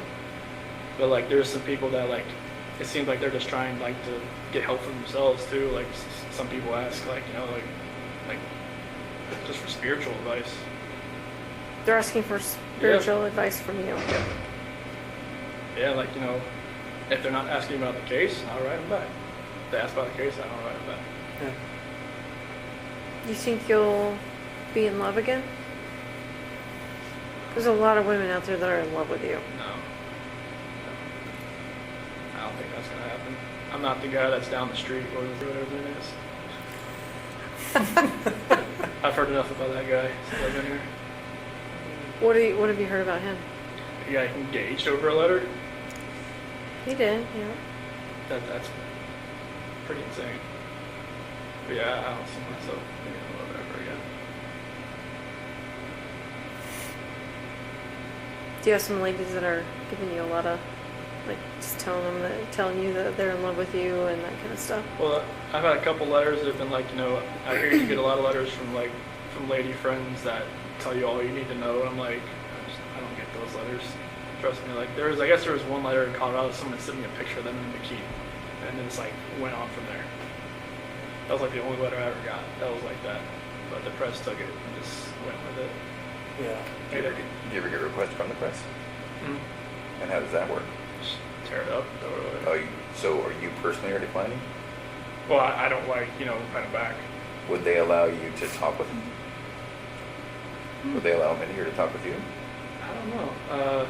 I guess some stations have asked to come in here and talk to me, but they have told them no. Oh. But I've gotten letters from like, you know, Denver stations and whatnot wanting to talk to me. And then quotation marks off the record. I'm like, yeah, right. Okay. Anything I write. Yeah, you're right. Yep. So yeah, I just tear it up, throw it away. Have you thought about, like, writing a book or anything like that? No, that's, you know, nothing like that. What do you- My mom and dad, sorry, what was it? No, go ahead. My mom and dad saying maybe you should like write down like how you feel or like, you know, how you've been dealing with this type thing. Just write it down, and that would be my story. But I'm just like, I'm not writing a book. That's not me. I mean, I've always had a really crazy imagination as well. Like when I was a kid, like I even convinced my teacher I went to Japan over the summer, or to China or something. But she said, you know, like, you know, you should just write down, like, you know, your story, like, how you've coped with this. Why did you convince your teacher you had gone to another country? It was just, like, what you did over the summer. And I was like, oh, I went to China. I just started writing. And she actually believed it. I was really convincing. So Well, you're a smart dude. yeah, it was, and they, like, parent-teacher conference said, so how was China? What? Nope. So earlier you were talking about how this experience you're gonna want to help people. What do you mean by that? So like there's a couple letters that I've gotten. Like this one girl, she's in like an abusive relationship, and she just can't find a relationship like with God. And like I never read the Bible before all this. Like in Weld County, I read it because, you know, Right. in the segregation hole there, it was like that was the only book I got. And I was like, okay. I read it cover to cover, and I never thought I could, being how many pages were in the Bible, but Right. it stuck with me, and like I've been reading it more and more here. Like I got a different version here. I've just been reading it and just writing down like a couple scriptures a day, like to give to my mom and dad. And they've been like making a little journal and stuff like that. And my Uncle Johnny and his wife Martha, they're actually missionaries, and one of my cousins is actually as well, and they've been helping my mom and dad, and they looked at a couple of my letters, and they were amazed at how mature I've gotten with like the Bible and everything, the scripture and everything. It's just like one gift that I did get was a good memory, as far as like being able to memorize stuff. Right. And like that's what happened with cars and with the oil field. I can just memorize acronyms like that, and I've been memorizing a lot of different scripture. I can just kind of like help people that way. And just like there's been inmates that have left my unit and went to a different place and have written me just to ask like, you know, can you give me a couple of scriptures to help me through this? Like, do you know of any? I just I can help somebody that way. Yeah, that's good. Do you get to go to school or anything? They don't have any of those programs here. Oh, they don't. It's a accept or evaluation prison, so they don't. This is, I think this is when they have the sex offender class in here. Mm. That's the only thing they really have. You can go to that? No. No, I always ask, like, why do people go in there? And they're like, you don't want to go in that class. Like, oh, You stay away from that okay. class. I'm like, okay. Yeah, that's the only thing they have here, but they have other, like, that's like the map of the prisons they have here. Yeah, I was looking at that earlier. Oh, wow. They have a lot here.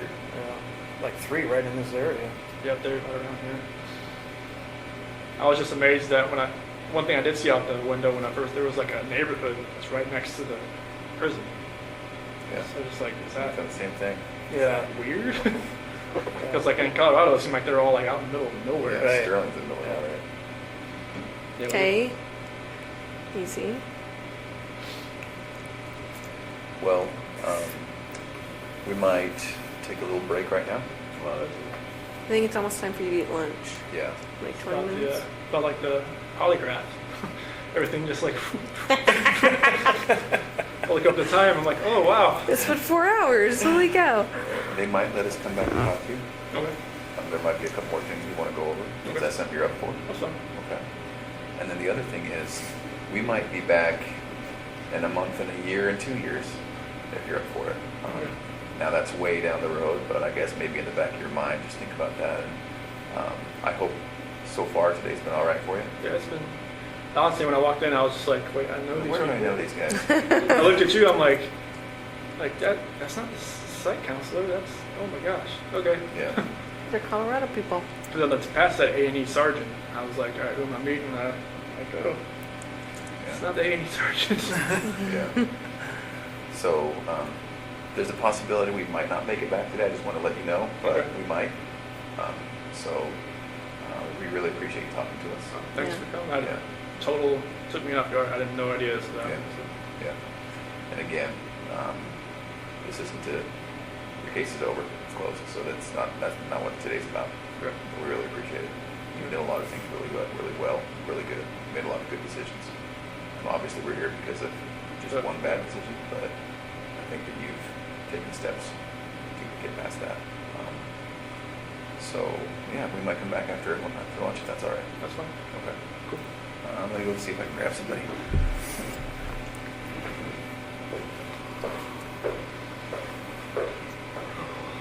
What airport you guys fly into? Yeah, I think I had the better drive. I think you probably did too. Mine was like 50 minutes. Theirs was like 2 hours. Yeah, It was snowing. It's pretty snow. nasty Lake out there. effect. Not, Yeah, the wind's blowing. not like wind like Colorado then? It was a hell of a lot colder. Yeah. Well, and yeah, the roads aren't getting cleared like they would get cleared in Colorado. I think they just have so much. Yeah, you it know, just that- comes in and just dumps. Yeah. Colorado, it just melts within a couple hours Right. here. Just, honestly, I haven't seen it melt here since I've got Well, that's the here. thing. Everyone's Yeah, houses are just piled, you know, like, oh, it's the next snow, and they just pile it on top. So it doesn't look like anything melts. No. Which is the problem. So. Yeah. Okay.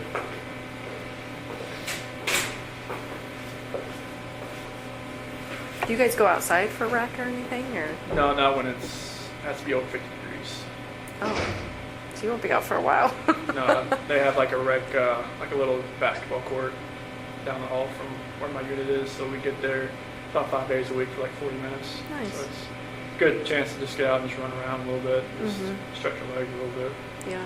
Any weights or anything you can use? Yeah, there's some weights in there. We go with another unit, and they're it's the infirmary unit that goes with us, and most of them are like in wheelchairs and whatnot. Mhm. So we kind of like I just like let them do.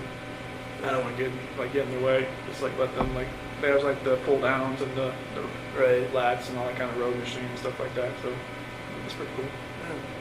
Yeah, but I think they have like a track or something like that you can run around Yeah. once we go outside. Mm-hmm. Colorado, they let you go outside. Like, I never went outside, but like at the DRDC, they just said, "Do you want to go outside? Let you go outside. That's cold." No thanks. Buyer beware. Like, hey, should I go eat more wreck today? You're like, no. Like, no, it's like 30 degrees outside. You can go outside if you want. It's like, okay. But their version of wreck was like they'll put you out in a little cage and let you like kind of walk around for a little bit Yeah. at DRDC. It was a little different there. Hey, if we don't want to come back, I just want to let you know, I talked to your dad the other day. Okay. And just to get your property released to him. Oh, that phone and stuff? Yeah, your Okay. phone and what else? Wallet. Your wallet. Okay. Yeah, and we have some other things too, so. But I have to wait for the DA to release all that stuff and then Okay. red tape crap. So. Gotcha. But then we'll send it off to him. Okay, awesome. Thank you. Yeah. Yeah, I know he wanted my phone, just that it was Yeah. on pictures on there. That's what he said. I think I had that phone since like 2016, so there's a good amount on there. Yeah. If we don't make it back today, it's going to be because of some of their scheduling. It's not that we don't want to talk to you some more. Oh, this is fine. There's more things we can talk about. Okay. But if we don't make it back, that's why. Okay. Yeah, it's a holiday, so I figured they'd be pretty much open. Yeah. Yeah. So I didn't see many people walking through the hallways when I came down here. Usually there's a ton. Of visitors or what? No, just a ton of people, just like workers walking up and down. Did seem I pretty see. sparse. Yeah, it did seem sparse, didn't it? That was one thing I was shocked about when I walked around here. I was always used to seeing everybody in handcuffs walking around the hallways. Mm. Here, just walk up and down. That is interesting, right? I thought the same thing. I couldn't tell who was who. Yeah, it's like You can't necessarily you tell. You see the red tag, it's like an inmate, but it's somebody else. It's somebody who works here, Oh. or like somebody that's like actual civilian that works here. So then you're not in shackles and handcuffs that often? I haven't been since I got here. You're kidding. Huh. That's why I was amazed. I was like, when the guy took me in the hallway, I was like, anything? No, just keep walking. Yeah. That's my psych conscious was saying, this isn't a max when she first got here. Like, no, it's just like a max or something. They just like, you know, if you want to act up, they'll If you put want you to in abuse it, you'll earn those shackles back. Oh yeah, they'll put you in handcuffs, take you to the hole, Yeah. Yeah. and then they'll ship you out of here. They have a solitary here? Oh yeah, they'll strap you out to the bed. Oh, yeah? Yeah. Jeez. You can't move. Yeah. A reminder of, yeah, behave, right? Yeah, it's like don't Not that you need it, don't but- pass food, don't pass anything that's not yours. Otherwise, you're gonna. Do you get to buy like commissary and stuff? It's different here. It's like a bubble sheet instead of like Colorado was like a little touch screen you can do. Uh-huh. But here it's like a little Scantron. You send it off to like Missouri, and it's the same company, but it just takes longer to get here. Mm. Yeah, it's Like what kind of stuff can you buy? like ramen soup and peanut butter and oatmeal, like lemonade mix, stuff like that. So I usually just get the oatmeal and the ramen soup. Do your parents put money on your books then? Yeah, I'm not sure how like that restitution stuff's gonna work. I'm sure like that'll like whoever sent me money on the canteen will probably like it'll take a little bit of it too. Oh yeah. That's right, sir. Okay. Ready? Yeah. Alright. Thank you. Thank you, Chris. All right, thank you.